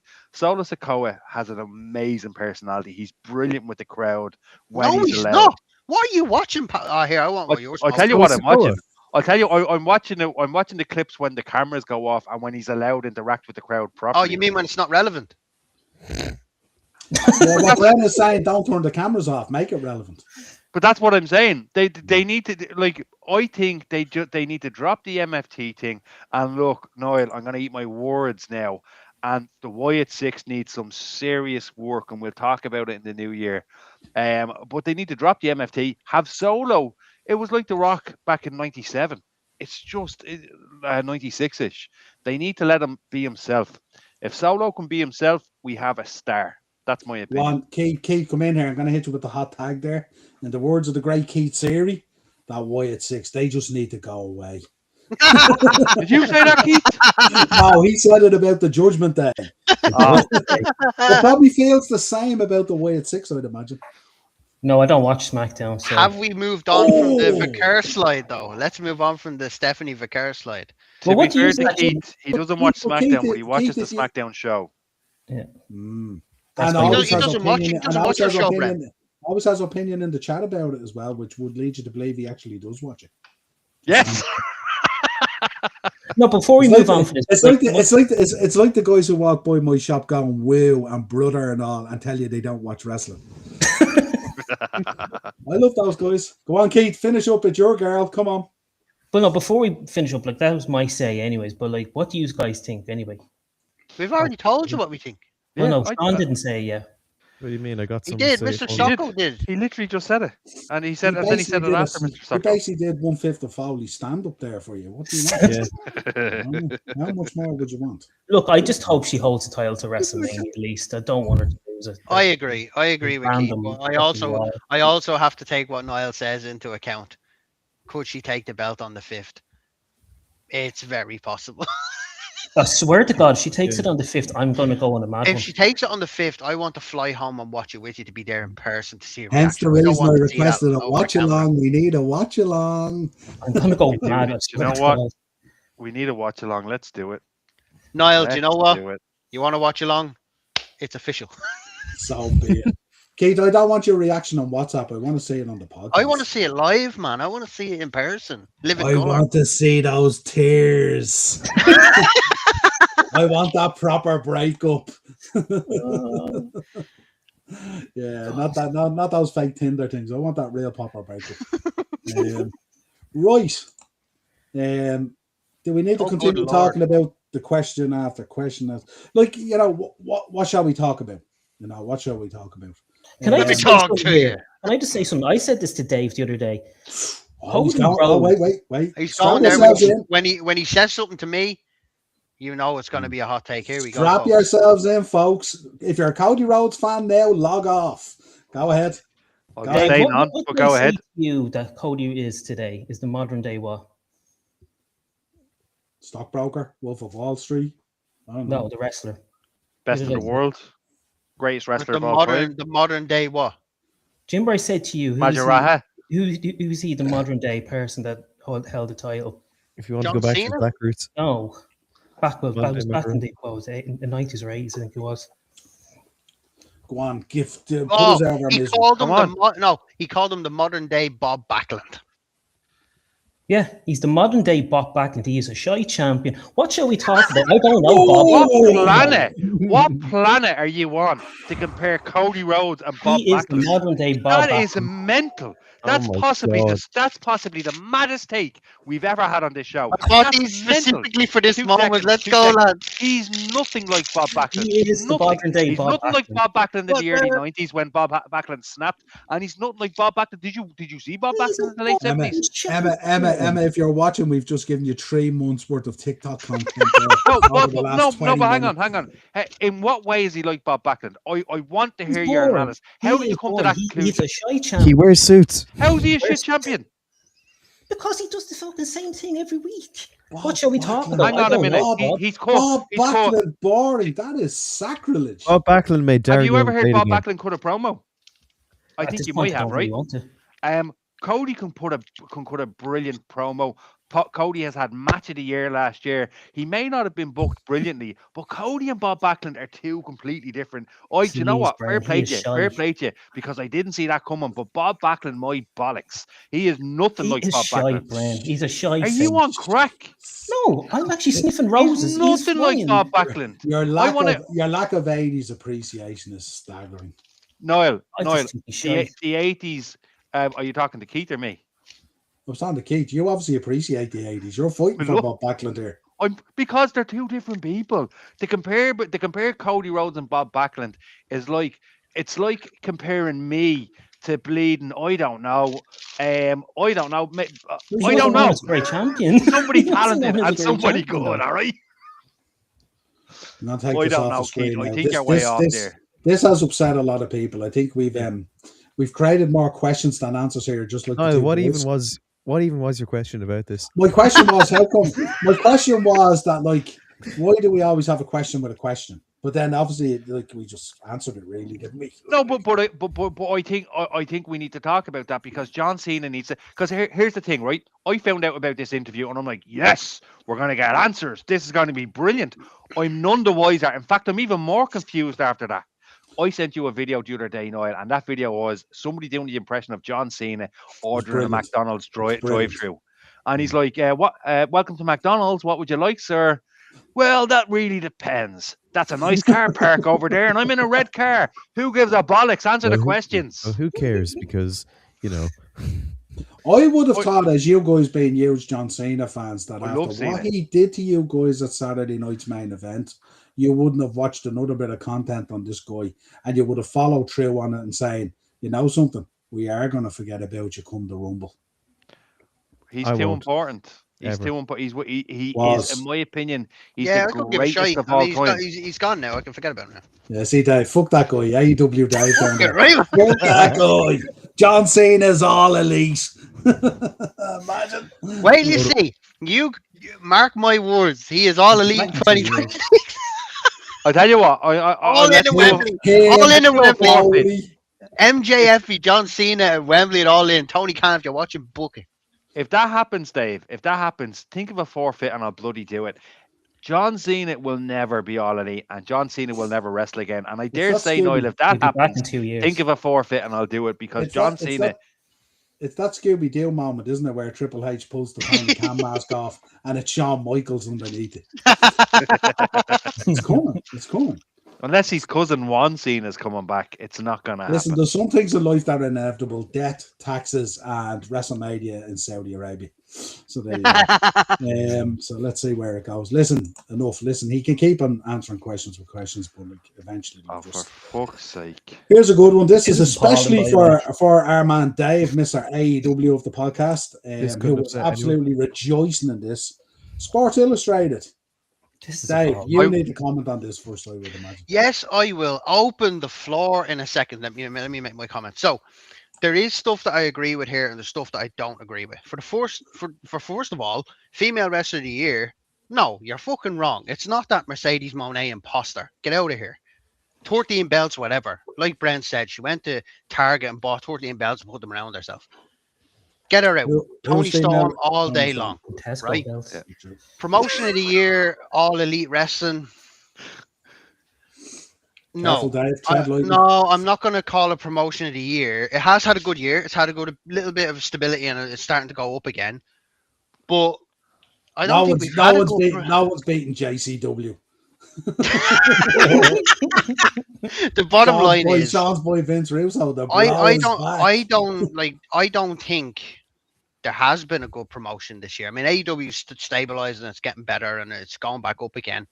But WWE hasn't been that great either. You know, there's no real promotion of the year. Sure, they put it on AEW, but neither of them have been stellar. You know, AEW is only just getting back to its normal footing now. Do you know when I read this first? When I seen this first, I was thinking, is this just the Sports Illustrated Awards for AEW? Not like the whole of professional wrestling. Yeah. That's what I thought first. Definitely. I think WWE only got 2, didn't they? I think Naomi was heel of the year. Heel of the year, which made no sense given she was a heel for 6 weeks, then left. What was the other one again? The other one, there was one other one. I can't remember. They only got 2. WWE only got 2, I think, out of the 14 or whatever categories it was. But I think it's because of the ridiculous pull that Dave Meltzer has, or anything that ends in Illustrated. Let's face it. That's why. So he is. He is. Look, he's on Tony Khan's payroll, Keith. You can't even dispute that. He 100% is, right? All he does is shit all over WWE and praise the whole of Tony Khan. Booker of the year. Give me a break. I don't understand how that man still has any credibility based on the access to information that we have. Yes, people talk to him, but I've no idea. There's a dude called Sean Ross Sapp on Twitter. And I do like Sean Ross Sapp. Yeah. He is, in my opinion, he's better than Meltzer. And he's more authentic. Yep. Meltzer basically, like all wrestling fans that have been watching a long time, can tell patterns, can look and say, and he can give a good guess. And then when he's wrong, he'll say, well, they changed it. Of course they changed it. So yeah, no, it's I don't agree with the rivalry of the year though. Neither do I. Breakout wrestler of the year, it's not a bad show, to be quite honest with you. Kyle Fletcher's a good show for breakout wrestler of the year. Best on the mic, Timeless Tony Storm. Yeah, in the absence of MJF that they've had this year, yeah, I would say Tony Storm's been the best on the mic. In AEW, I might add. Best in the ring, Will Ospreay. Shout out to MJF as well, who's been electric since he came back. Oh my God, that promo. The best. The fact that he name dropped Top Dollar was hilarious. I love how you twerk for Top Dollar. I was like, P. Diddy as well. That promo where he ripped them all apart. Welcome back, sir. Yeah, straight into the main event. I was there. The crowd were absolutely electric for it. Yeah. I don't think people expect to see him back. But I love that they brought him back in Manchester, not in the States. I love that they had an overseas comeback for a wrestler that kind of top tier. FTR tag team of the year. No. Dave, we need a World's End preview. Acers wants one off you. So you'll get one. Tag team of the year, FTR. No, completely. No, just piss off. No, they're not the tag team of the year. They're shy. Best in the ring, Will Ospreay. Best in the ring, Will Ospreay. You don't Yes, rate you don't rate FTR. I really don't. Really? I really Oh, don't. I And think actually. I think FTR are very good. I don't rate them because they've not done anything fresh in the past 5 years. It's the same FTR every single time. I'm just like, no, freshen it up. Do you know what's funny as well, Dave? They bet the shite out of Beth Phoenix, and yeah, Edge hasn't even come back to do anything about that. This show. Yeah, well, we've had Keith tonight with his Bob Backlund moment, and we've had Dave with his FTR moment. This is legendary status. This episode. Best in the What a ring. way to turn out Best in the ring, Will Ospreay. Bollocks. No. Fuck off with your Sports Illustrated. Is that the He's not the best in the ring, right? Awards? Terrible. The day you pronounce that right is the day I will rejoice. Anyway, best in the ring, Will Ospreay, wrong. Show of the year, Double or Nothing, wrong. Full Gear all the way. Rivalry of the year, I will definitely agree with Keith there. It's not Hangman Adam Page versus John Moxley. No way. MJF was better than that. Joe's been better than that. I suppose because the Moxley Hangman Page had a bit more longevity, didn't it? Yeah, it was a bit longer. Yeah. It felt more like a feud or a rivalry rather than like the other two kind of felt like, well, Joe was kind of only gone back in there kind of, and the other one, MJF, kind of felt like a fleeting pivot really more than an actual rivalry sort of thing. So, Dave, my problem with Hangman Page is I can't take that man seriously after the Punk incident because he was all in with the Bucks when they tried to do that video when they showed the backstage footage, and it made them look stupid. So that cowboy with the Jerry curl can get fucked for now. He's gonna have to win me over. Not that he cares, but it was that moment. I can't take that man seriously. Ever since the Punk thing, anybody involved in that, from Jungle Boy to him, I've no time for them. That's fair. I completely understand. You're not the only person. You're not the only friend of mine who has that opinion. I completely understand why you'd say that. I think MJF completely killed anything to do with Hangman Adam Page by calling him Seabiscuit. I love cowboy. I love cowboy. I love cowboy wrestlers. I do. But we'll move on. I want to get everyone's thoughts on this because obviously this is not the AEW awards. This is the All of Wrestling awards. What would you change on this? Now, Keith, I'm gonna not take your opinion on this because you're a WWE guy. But those of us who branch out and watch other promotions and stuff, what's your I want to hear Sean's opinion. I gave it a go. I just didn't like it. Sean's just been over in Manchester at Dynamite. Yeah, how was it, Sean? Give me your thoughts on Dynamite Collision. Did it run 6 hours and 30 minutes the same for you as it did for me? That was just the main event. It did. I had a lovely time, but my God, it was so long. It's so long, isn't it? I was exhausted by the end of it. They make those WWE Iron Man matches look like fucking 5-minute Broadways. During the last match at Collision, I could have fallen asleep in my chair. I feel the pacing was kind of off. They kind of crammed all the fun stuff into the first hour of Dynamite. Yeah.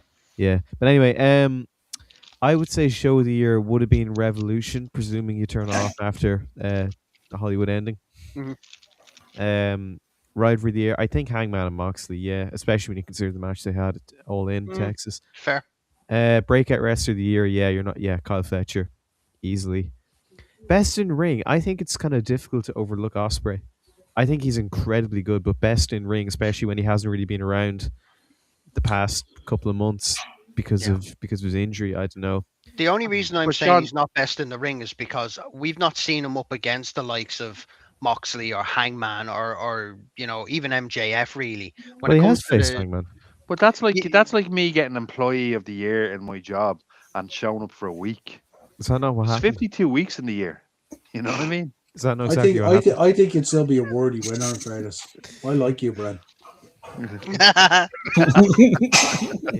He spends half a shift in the shop with you. Like, there's no wonder. I wonder he still has a job. That never happens. We're not gonna. I really liked. Allegedly. I really liked Brodito this year. Yes. I tend to maybe lean towards 100%. Them a bit more than FTR for tag team of the year. I would agree with you there. Female wrestler of the year, yeah, hard to overlook. Toni Storm, to be honest. I don't think she's the best on the mic, to be honest. Who? Punk. Tony. No, as in, who would you give best on the mic overall, though? I mean, because Yeah, we're including male and female, though, right? and it doesn't have to be AEW. I'm just No, talking female about AEW. wrestler, Oh, it's female wrestler female, of is the it? year. Who Female would you give wrestler it of the to, year. Keith? Who on earth are you going to pick? For female. Yeah. The girl who's about to break his heart. Yeah. Because my personal pick would be Tony Storm. Honestly, I think she's been Well, lightning. Liv is actually good on the mic. She's not too bad. Yeah. Do you know? The back attack. Yeah, back. The racket. But if you were gonna give it to somebody else, who would you give it to? Well, Like if you personally, were, if it's for a female, then I don't know. I have to think about that one. But for like a male, I would give it to CM Punk. That's just me. That's a show. That's a Yep. show. Braun Breaker recently. Yeah. Drew McIntyre has been electric on the mic. yeah, he has actually. say. By the way, are He's we not loving this Cody Drew rivalry with the video packages in his house and all? Come on. Oh, 100%. These are 100%. fun. I was literally sitting there and I called the wife over. She's a massive Drew McIntyre fan. I said, "Watch this. This is like a mini movie. This is fantastic." The fact he ran outside his driveway trying to get into his gaff with the police. Super shout, Dave. She's had a stellar year. Actually, do you know very who I think unlucky. for She's been woman that brilliant. she was thinking of? Naomi. Yeah, That's it a was brilliant fantastic up until it was a great show. Yeah, she's been electric. Unbelievable. Yeah, no, it's good shoots. Yeah, I think we can all agree that maybe it's heavily weighted in the wrong way. Listen, we're not denying the likes of Kyle Fletcher, Tony Storm, and stuff like that, but definitely I think it's a stretch when you look at some of the others, you know. Right, wanted to get your thoughts on this now. Before everyone comes at me going, "What's this guy doing on the screen?" and all that kind of thing. Yeah, well, what he's doing is I want everyone, first of all, to park NDAs and litigation and all the stuff that allegedly had happened and any of that stuff. Yeah. Keep it to wrestling. And I wanted to have a general conversation. There was a lot of talk after Saturday night's main event. Maybe we should bring the old man back and all this kind of thing and all, and you know, all that kind of stuff. How have we felt about these two? I mean, I think we're beginning to see the morphing of Sean's Triple gone H. into the field position now. You've sent him into the fucking field position with this image. Oh Sean's, no, Sean's on AEW with a mask on. No, in the midst of my Mr. Socko antics, I lost my actual socks I was wearing, so I had to sit up and look for them. There But you go. Life of a student, what? I really hope so, Sharon. It badly needs to happen. So it does, yeah. I hope he turns heel, not heel, H-E-A-L. Yeah. We don't want him to heel up or anything. We just want him to turn heel. We don't But Sharon, we get it. We get it, Sharon. Spot on. 100%. What do we think of this? How are we feeling about the Levesque error, if you want to call it, or whatever you like? Is it? I am happy that Drew McIntyre is in the graphic, I have to say. I wasn't expecting that. Can we look at the bigger picture, though, right? Can we look at the fact that we're probably looking at this too early? Because don't forget, before Cena and after Hogan, we had the Brooklyn Brawler, we had Doink the Clown, we had the Tonka, we had Akushi. The point is, there's ups and downs. Triple H had the bloodline. Triple H has made really good decisions, but he's still in very early days. With Vince kind of had a similar up and down. So I just think, do you not think we're in very early days to be making such a comparison? We did. I think we did predict as well with the bloodline. The bloodline was just magnificent. Okay. Yeah. And it was booked so well to the point where it jarred us, the build up, the Cody, the losing and then the winning and the ins and outs of it and all that kind of stuff. It was just amazing. And we did say, and Brad, we spoke about the Roman Reigns aura. And when Roman Reigns comes out, when Brock Lesnar comes out, it's a different aura. We spoke about where there are stars, and then there are superstars, and then there are megastars. And it's different. When Austin's music hits, when Rock's music hits, when Hulkamania hits, it's different gravy. Okay? So I don't know. I think we predicted that there would be a drop-off after the bloodline ended, but I don't think we believed the drop-off, for me anyway, was going to be so significant.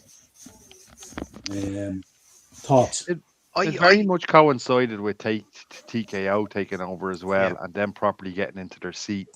And I think that's a problem too. Look, I'm not going to go from defending them to calling them a prick to back to defending them again. He could have done a lot better, but it's no coincidence that TKO takes over. The McMahons are kind of ushered out, and that we go on a lull then after. Sorry, Well, Dave. according to Nick Khan, this is all Triple H. I think, to be honest with you, what the issue is that people are so upset with the John Cena retirement tour and how it ended and how Even it all before that, culminated. Keith. Before that. Even before Well, that. before that, like people have short-term memories. Let's be honest here, as fans. Like he's done stellar jobs with the bloodliners we're talking about, and also CM Punk and Drew McIntyre. And NXT and the women's division. Yeah, he's done a stellar job. Like they go through ups and downs, but at the end of the day, I think people just got so annoyed and pissed off with the John Cena thing. That's what happened. I think the biggest takeaway from Team McMahon versus Team Triple H is Team McMahon in the very back end of things, right? And we're talking before the bloodline. We're talking coming out of COVID and stuff, and even before COVID. In 2019, in my opinion, was WWE's worst ever year since the mid-90s. The content was trash. The year as a whole was absolutely woeful. The back end of the McMahon era was woeful. And yeah, there was like Brent said, he had from 85 to 2022 or whenever 23 of his reign. That's his era. We've had Triple H for what? 2 years. 2 years. In that 2-year spell, if you were to compare time-wise to McMahon, Triple H has done a magnificent job. The talent has more time off to spend with their families. When they do get injured, they're not rushed back. Yes, it sucks when they're out for a long time, but they get the rehab they need. And the talent, the most important part of this business, is looked after 10 times better than when McMahon was in charge. If you look at his whole reign, they were circus acts to McMahon at the beginning, and right the way up into the early 2000s was the same thing. The wrestlers in the 90s were treated the exact same way as they were in the mid 80s. Just carnival acts who never got any days off, were badly paid. And up until the Attitude Era, were still not the best paid people because they couldn't afford it. But I personally think if Triple H keeps going in the same trajectory, I think that's a good point, actually, that Gilly has made there. Has WWE really got worse this year, or the standards were too high given 23-24? That's a very good point. We were spoiled with the bloodline. It's a bit of both. But ultimately, I think Triple H as a whole, if you look at the last 23 to 25, he's done a great job. In my opinion, he's done a stellar job in keeping the talent well looked after, happy in their jobs, and hungry. They've got the hunger out of them again. Every talent now is almost complaining that they're not getting enough time. They're pushing themselves to get on camera. I think the motivation and enthusiasm is back in the talent pool again, and because it's so stacked, the future's looking good regardless of. I know it has its downs, and someone's TV or something is coming through there. I think. Keith, that your TV? Somebody's sitting Yeah, your earphones are in, but something might be coming through your mic or something's going on there. Anyway, my final thoughts are Team Triple H has done very, very well. Yeah. I wouldn't want the McMahon to come back, regardless of like you said, Niall, to put everything aside. From a wrestling point of view, the back end of the McMahon era was as bad as 93, 94 McMahon era. I don't think it was getting any better. Dave, so I think he came in at the right time. If we get a stellar storyline next year, this will all be forgotten. Exactly. Yeah. Like it not that it papers over the cracks at all, but it can improve and it will improve. We're a very forgiving bunch as well. We can forgive very quickly, I think, as long as they start producing the goods. I actually think Jilly McPatty has hit the nail on the head with some of the points that she's made, because she's followed up with an answer to her question as well as just before that, Sharon, don't pay any attention to the grammar police on this podcast. Oh God, no. Brent can't even pronounce Cirque du Soleil. Cirque du what? Yeah, no, the only thing I would ask you, here's a question, and I want to ask Sean Mack this. Yep. Wake up, Sean Mack. I want to ask you this. If Vince McMahon was booking the last year for John Cena's farewell tour, would it have been better or worse?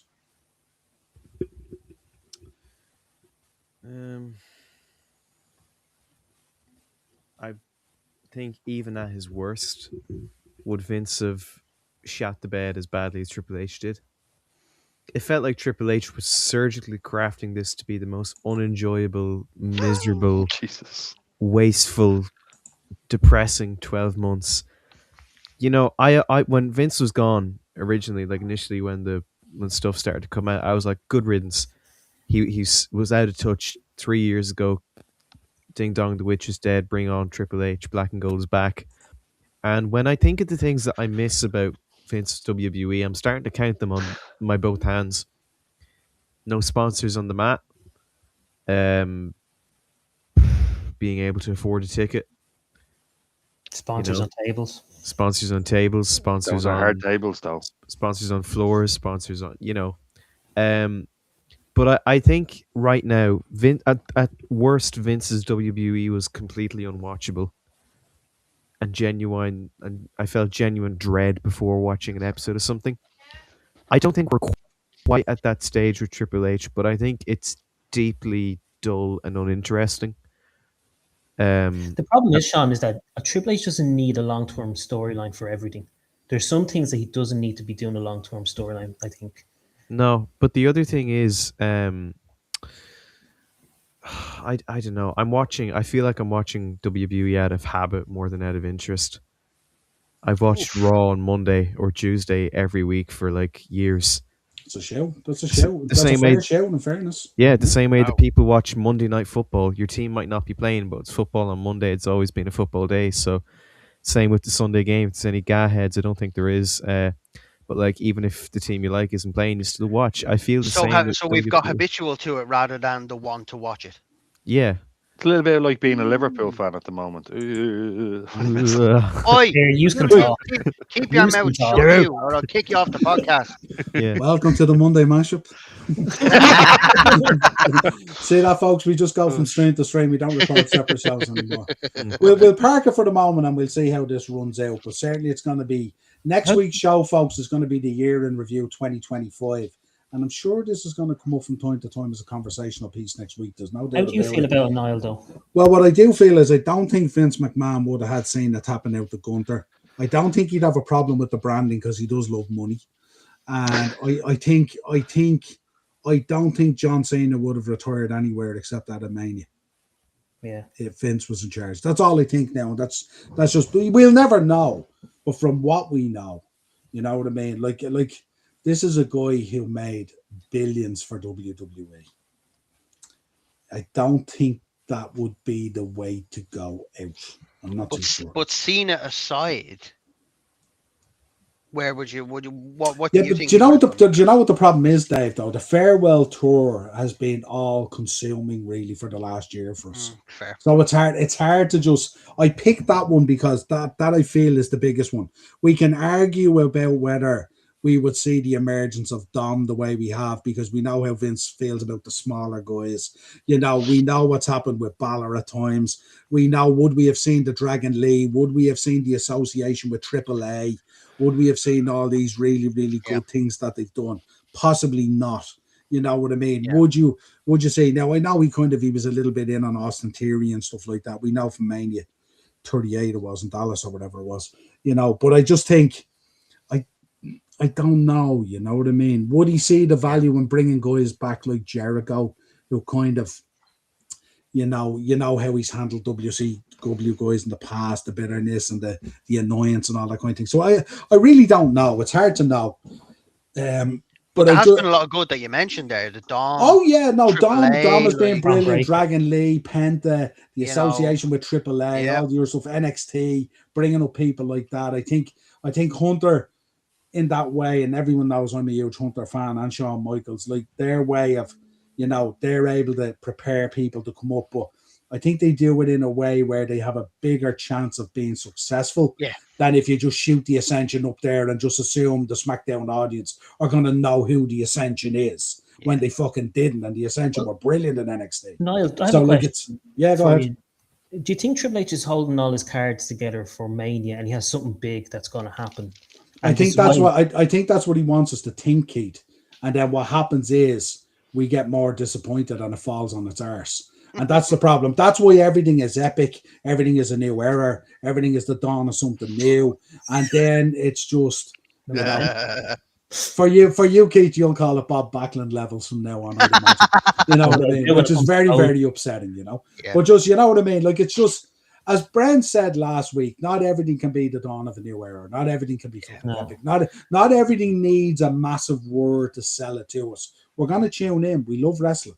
So don't set us up for failure when you're not going to deliver what we want. And don't forget, January 5th, we have a new era, a dawn of a new time in WWE. You're starting to sound like that pox bottle.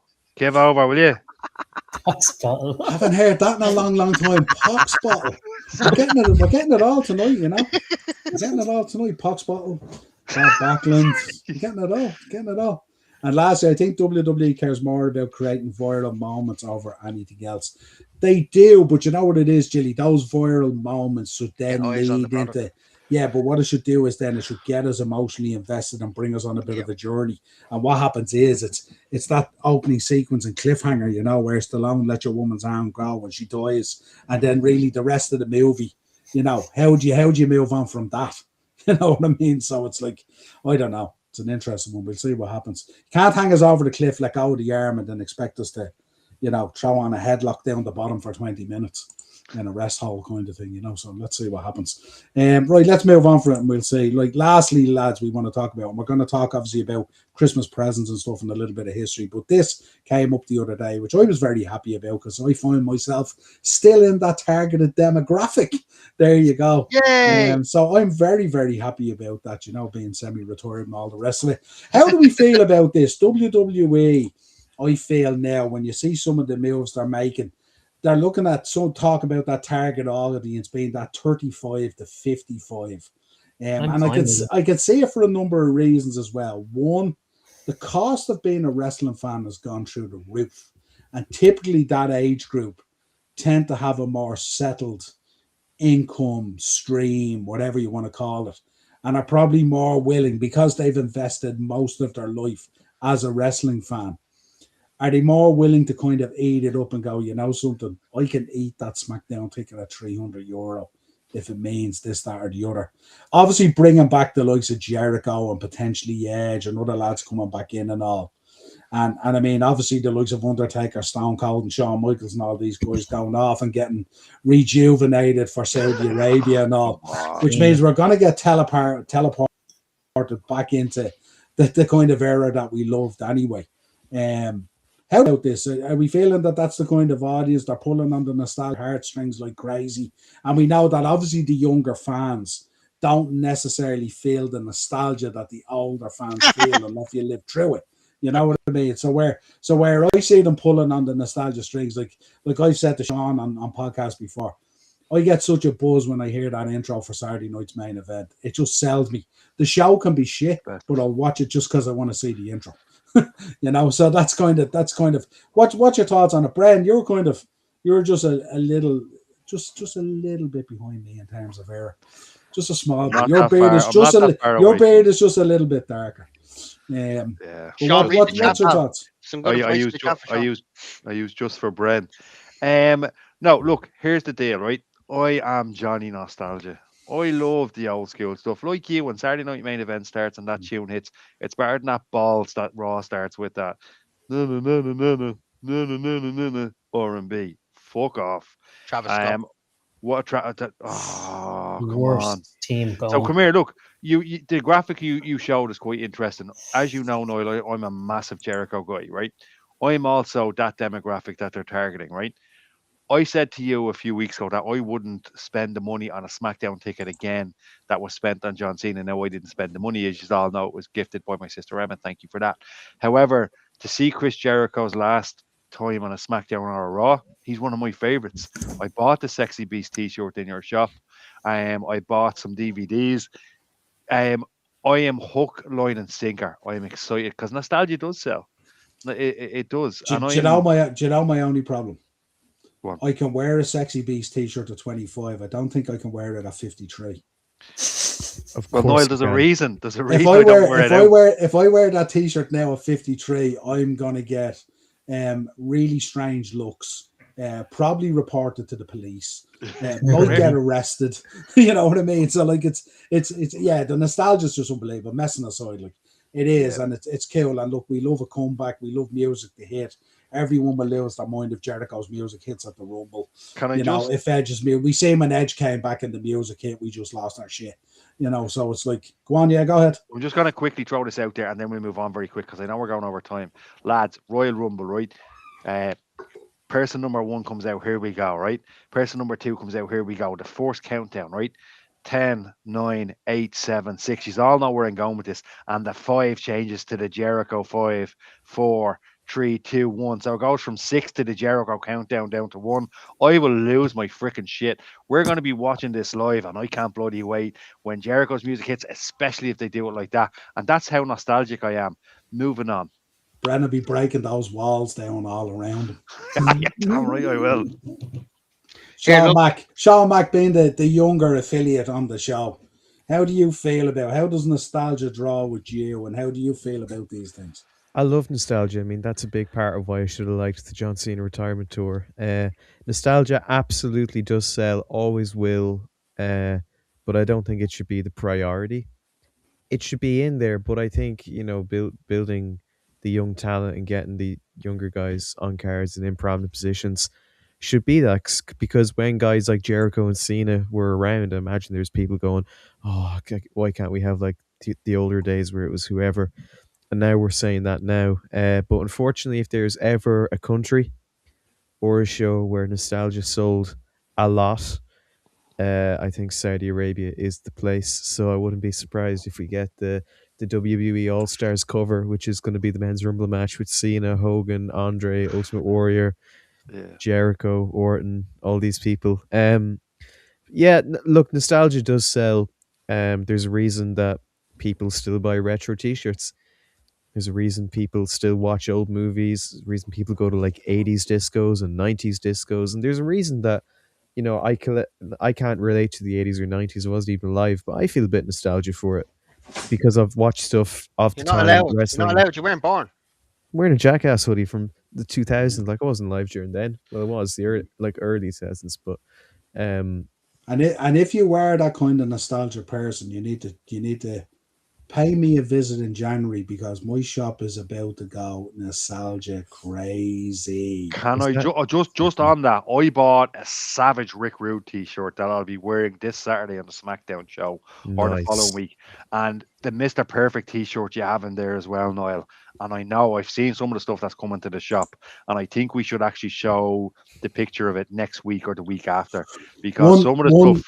One David Kelly was in with me today picking up a hoodie for his daughter, and he tried on a Mr. Perfect t-shirt today, and it nearly brought him to tears.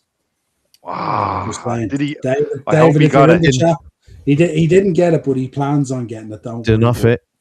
No, it fitted nice and all, but priorities before Christmas are different. 100%. Yeah, no, you'll have to hit me up on that, because it's very hard to find actual retro stuff. A lot of the times it's terrible fanatics. Sean, you're going to love it. Wait till you see the Terry Funk stuff and the Bam Bam Bigelow stuff. Oh my God. The Bam Bam Bigelow is amazing. I've seen it. I'll have to get the function. I'm excited for you, Sean. This is good stuff. Yeah, I'm getting excited just hearing it. So Niall, put that up on Instagram or whenever.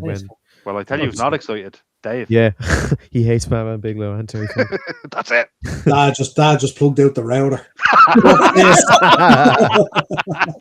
Yeah. No, that'll be great. Nostalgia will always have a place, forever, really. And Niall, hit me up whenever you get those. I'm going into the deep area here on nostalgia. I'm really going in. Like, honestly, I'm only short of Bressy Ventura into the shop and going that nostalgia. Wait till you see. Welcome back, Dave. We were just saying your router got pulled out there or something. So, right. So let's get this guy off the screen. And we're going to talk between us then and in the chat. Talk to me. We wanted to have a quick chat about Christmas presents that you received, especially kind of wrestling ones. What are the ones that stick out from your childhood, or, if you're like me and your childhood went on into your 50s and kind of things like that and all. I have to say, some of the ones I got have been really cool. I have a Warrior. I love the wrestling buddies, those buddies and stuff like that and all. They're always really, really cool. I love getting figures. There's a number of figures I've gotten down through the years. And Why can I only hear Bren? Why can you only hear Bren? That's Dave. Am I the only one you can hear, Dave? So are you telling me you can't hear Niall talk? Nope. It's probably his bugger now. You've also frozen, my man. So if you want to log out and log back in. Oh.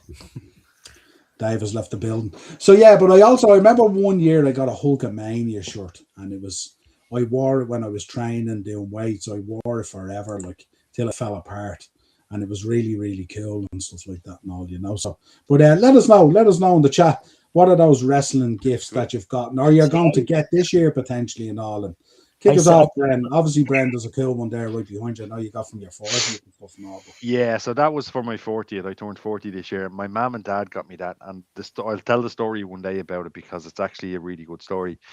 For me, it was the Hasbro figures. If you remember the WWF Hasbro figures, I got a couple of them for Christmas, and they made my Christmas. Also, as well, a shout out to Jim Johnston, because one of the presents that I got was the WWE WWF Anthology CD, the triple disc CD with all the old school. I had that. Yeah, I still do actually have that. Bruce Pritchard can suck it, because not every song sounds the same on those CDs, buddy. Brother love, take it easy. Other than that, like, I mean, brother no love for Jim Johnston. Why would that even come up as a topic? Why would you ever go off Jim Johnston like that? That's so pathetic. Of all people. And the cheek of them, the music that they're providing nowadays, and he has a shot at Jim Johnston. Don't even get me started. But the Hasbro figures, the anthology, and then outside of that, like, it's mainly the figures. But like, I'm gonna mention two non-wrestling ones that meant a lot to me. One of them was my video player and DVD player, because they enabled me to play wrestling videos and DVDs. And then there was my CD player. 95, I think, I got Michael Jackson History and my first ever CD. There you go, Keith, my friend. So yeah, man, those are some of the best presents. But the Hasbro figures stick out, because even when I see them in your shop, Niall, today, in the glass cabinet, they trigger something in me, and they like, it's like the inner child is getting a bit of a kick out of it.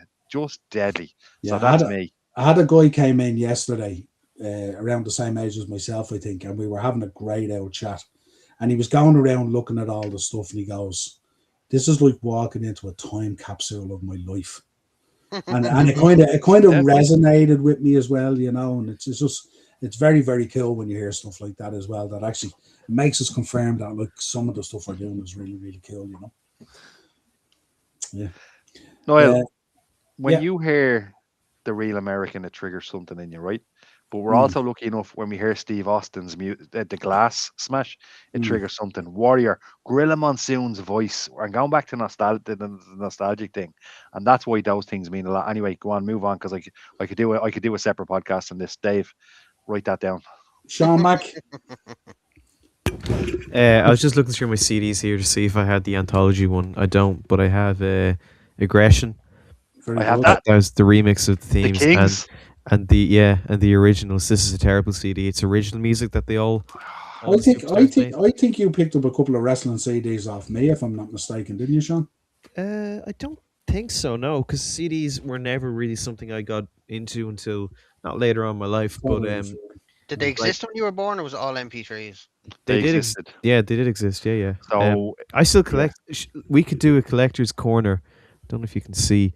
On CDs, they're in that shelf there, and these little plastic things are all CDs and DVDs.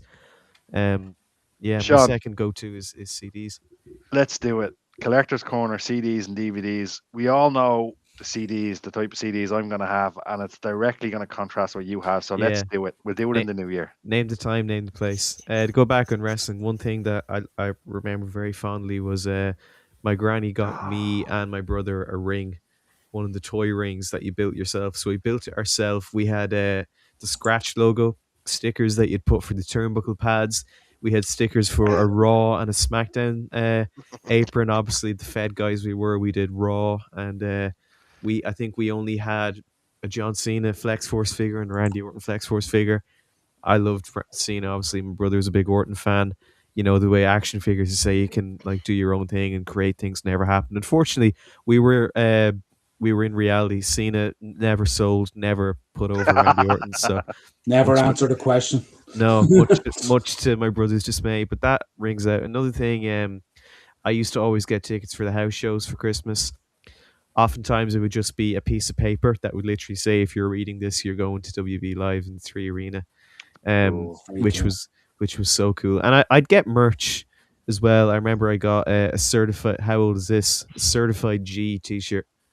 The leopard skin G. Yeah, and it was I have it size small, inside. which doesn't fit me anymore, so I put it on Ah, this samesies. on this Did you teddy get bear. that from Niall's shop? Yeah. I don't know. My mom got it. I Sean, think she got More- it. mine's a more than medium and likely. it doesn't fit me anymore. Jesus. Hard times. But More yeah, than size small. How you Yeah. doing?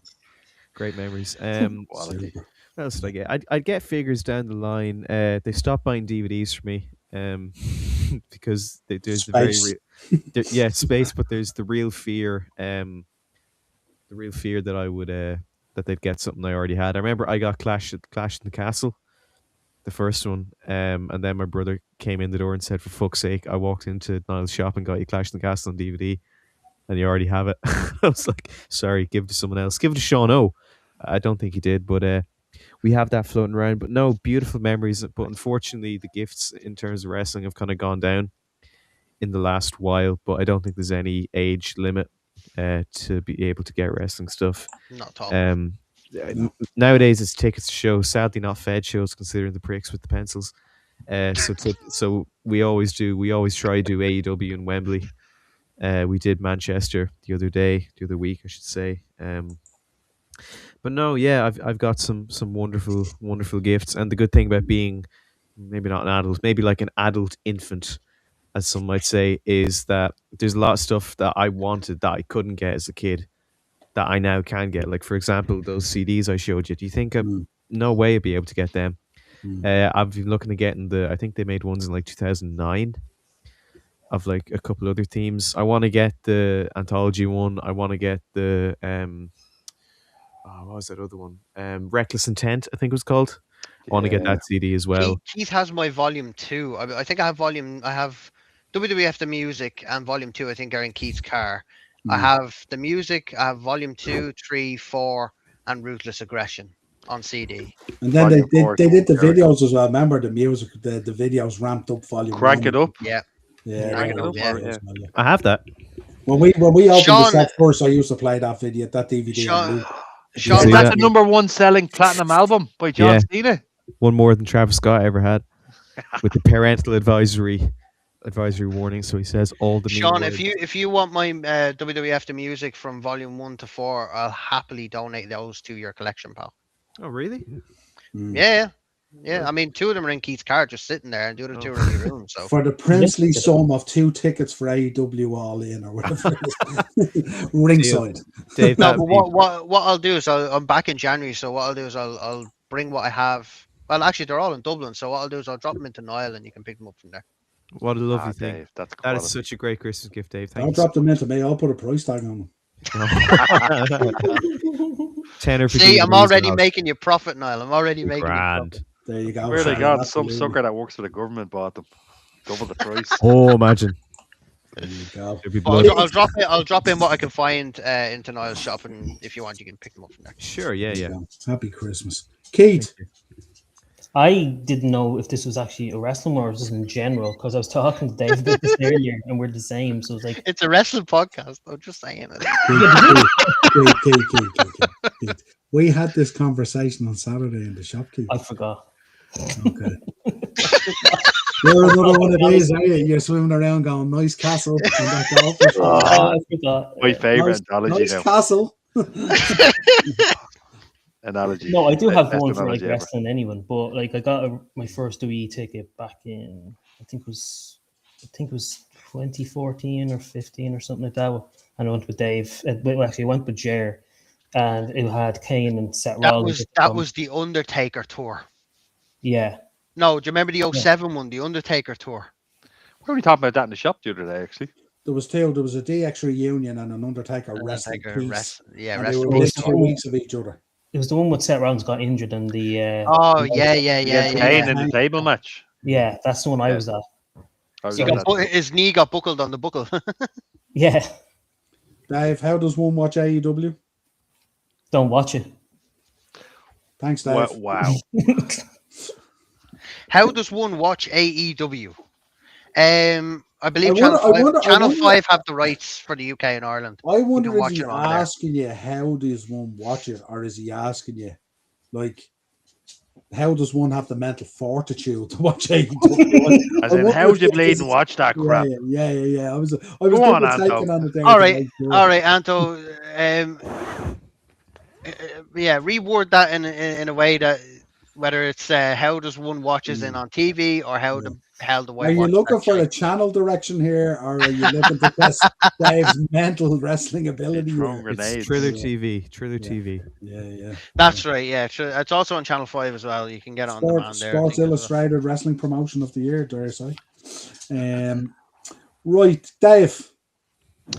Yeah, I had a few, and I have these down because these were the things that kind of meant a lot to me, because my uncle and my granny used to take me into town every single Saturday for years and years and years, and I remember they got me a Big Eagle WWF foam title belt, right? And it was the blue foam as well. It was the blue Big Eagle belt. And I remember I wore it around my house for nearly the full year till the thing was just broken. That was like, you remember you could get the foam belts with the plastic on them and all that stuff, and those title belts used to be brilliant. But I remember thinking I was the shit, walking around. We had one of those in the shop 6 months ago. Oh, they're on amazing. The original foam Attitude Era belts. I remember getting that, and then the other one was the Jax action figures. You remember the ones you used to get? They were blue and had WWF Attitude on them. You used to get like Jericho, D'Lo Brown, even the ones before that with the red cardboard and the scratch. Jericho came in the white top with the black trousers and the chain, and the horrible yellow hair. Yeah. Those ones. And Rey Mysterio was always eye level with the Undertaker. Remember they didn't do the heights or the sizes. Yeah, I remember that. Yeah. And I remember I got. I remember specifically. I remember I got some Nation ones. This was around 98, 99 when I got D'Lo Brown and Farouk, and I just always thought it was funny how their heads and their bodies always just looked like crushed down. Do you know what I mean? They didn't obviously weren't to scale, but those figures will always have a special place, for me, because they take me right back to my childhood, going into Toy Master on Henry Street, and just the floods of figures that they had and all. And then if they didn't have it there, you go around to Smith's around the corner to see if they'd have it. And it was a different time for action figures and stuff from WWF. But the other one that really caught me was, I remember all my friends having. Do you remember the 1997 Raw ring that they brought out, black with the red ropes? Yes.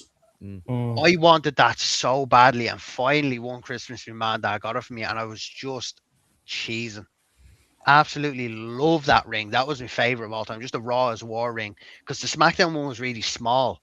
Like, it wasn't as big as the Raw one. The SmackDown one was really small. So I had an entrance as well, didn't they? They did for the SmackDown one, but not for the Raw one. I remember the last type of figure present that I got was the SmackDown entrance with the 8 faces above it, and you used to have to put the figures with the metal bit on the foot to activate the entrance music for each figure. No. This was just an entrance. This was just an entrance. This was a square entrance. It wasn't even a Titantron. But then nowadays it's T-shirts, collectibles, and relics, like things like Niall has in the shop, where it's like a piece of the mat from the Royal Rumble or whatever, encapsulated and things like that. That's the type of stuff now that I'm kind of focusing on. That if I got for a present, I'd be like, that would be. Or the website you showed me that has all the T-shirts, the wrestling T-shirts, is pretty cool. Oh, that's That'd just be WrestlingMania.com. That's just Temu. It's cool though. Oh, I hope you're talking about WrestlingMania on Instagram. WrestlingMania Dublin. WrestlingMania Dublin, third floor St. Stephen's Green. Every podcast has to be said. Out beside Asha. Don't forget to go in. Are you open tomorrow, Niall?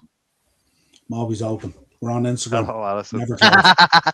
Right, Niall never closes. Follow him on Instagram. Any of your wrestling stuff that he also gets in very, very, very, very tempting memorabilia as well. Absolutely. From time to time. So make sure you give him a message, pay him a visit. But that's me. Those are my presents. What did Santa bring Niall? This year? A day off. No, as in wrestling. No, that's what I was saying to you. I said it earlier. Like, I used to get figured. The buddies, I used to love the buddies, the wrestling bears and stuff like that and all. Those Ric Flair signed trunks behind me, I think they were a Christmas present from a few years back.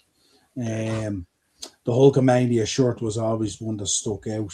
As you said, the Hasbros were always amazing because I was big into collecting the Star Wars figures as well, but I always had a space for the wrestling ones as well. They were really, really cool.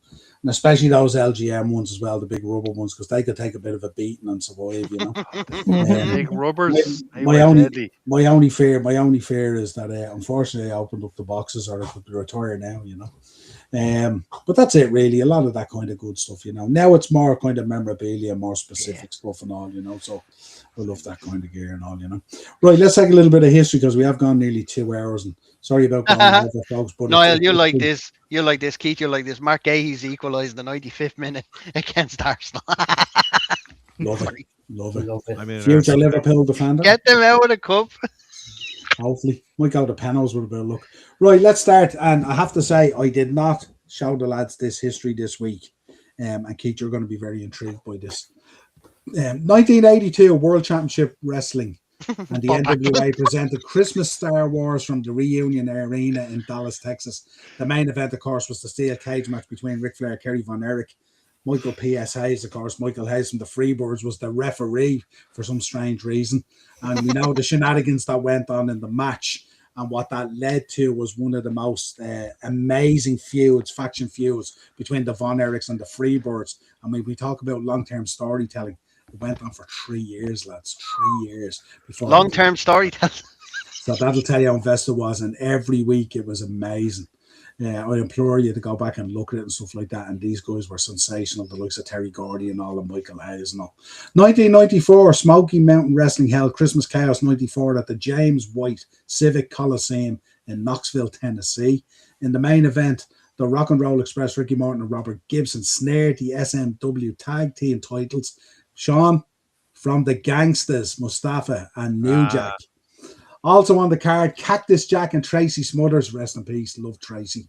Bested Chris Candido as well, rest in peace. And Bill Bradley, Balls Mahoney, rest in peace. God, that's terrible. And a Wild Falls Count Anywhere tag team match. You can imagine who was involved, what that was going to look. But very sad that, 1, 2, 3 of the 4 have sadly passed away at this stage, and one doesn't like Donald Trump. 1963. Somebody just said Keith Siri looks a bit like Mr. Kennedy. Keith, you'll have to get a mic coming down out of the ceiling for next week. 1963. Pro wrestling pioneer Gorgeous George died in Hollywood, California as a result of a heart attack suffered 2 days earlier. He was 48 years of age. 1983, Keith, on a WWE card in Madison Square Garden, New York City. And I know you would have been cheering for Bob Backlund. The Iron Sheik won and ended Bob Backlund's 6th-year WWF World Championship run. The finish came on Backlund's manager, Arnold Scanlon, of course, threw in the towel on his charge's behalf. And, of course, we know Sheiky Baby went on and we had the birth of WrestleMania and all the rest of us. There you go, Keith. Shame on you, Keith. Shame on you. 1989, taped weeks earlier, WWE presented No Holds Barred, the match, the movie on pay-per-view. This unique event gave viewers an airing of the WWF produced movie, followed by a match that saw the star of the movie, Hulk Hogan, team with Brutus the Barber Beefcake to defeat the movie's villain, Zeus Tiny Lister, again, rest in peace, and Macho Man Randy Savage, again, rest in peace, a repeat of that year's SummerSlam main event. Sad. What a movie. Watch it over the Christmas, folks. Notable birthdays. 1983, one Luke Gallows. Hey. 1976, Jamie Noble. Yes! 1962, we've got the Great Muda. Yes. 1971, the Fallen Angel, Christopher Daniels. Wow. Yes. 1953, Ricky Knight, father of Paige. And we rounded out with a man who was so influential in the European wrestling scene, who sadly passed away tragically. In 1964, his birthday would have been this week as well. A man who was highly influential in the careers of Paul Tracy, Fergal Devitt, aka Finn Balor, to name but a few that came out of that fabulous UK Hammerlock. Johnny Moss to name as well. One, Andre Baker. Rest in peace. Notable birthdays for this week, folks. Folks, all I can say now, thank you for tuning in. A fabulous show. We've had some crack tonight, I have to say. It's been a really, really fun show. I hope Emma got plenty of content for TikTok. I'm sure she did. All I can say, folks, is I want to wish you a Merry Christmas. We did drop a video. It's probably live on the channel at this stage already. Have a safe Christmas. Enjoy the new year. We will be back next Tuesday for the year in review 2025. Make sure you join us. Subscribe to the channel. Hit the bell notification button. And a big Merry Christmas from me and the panel. Lads,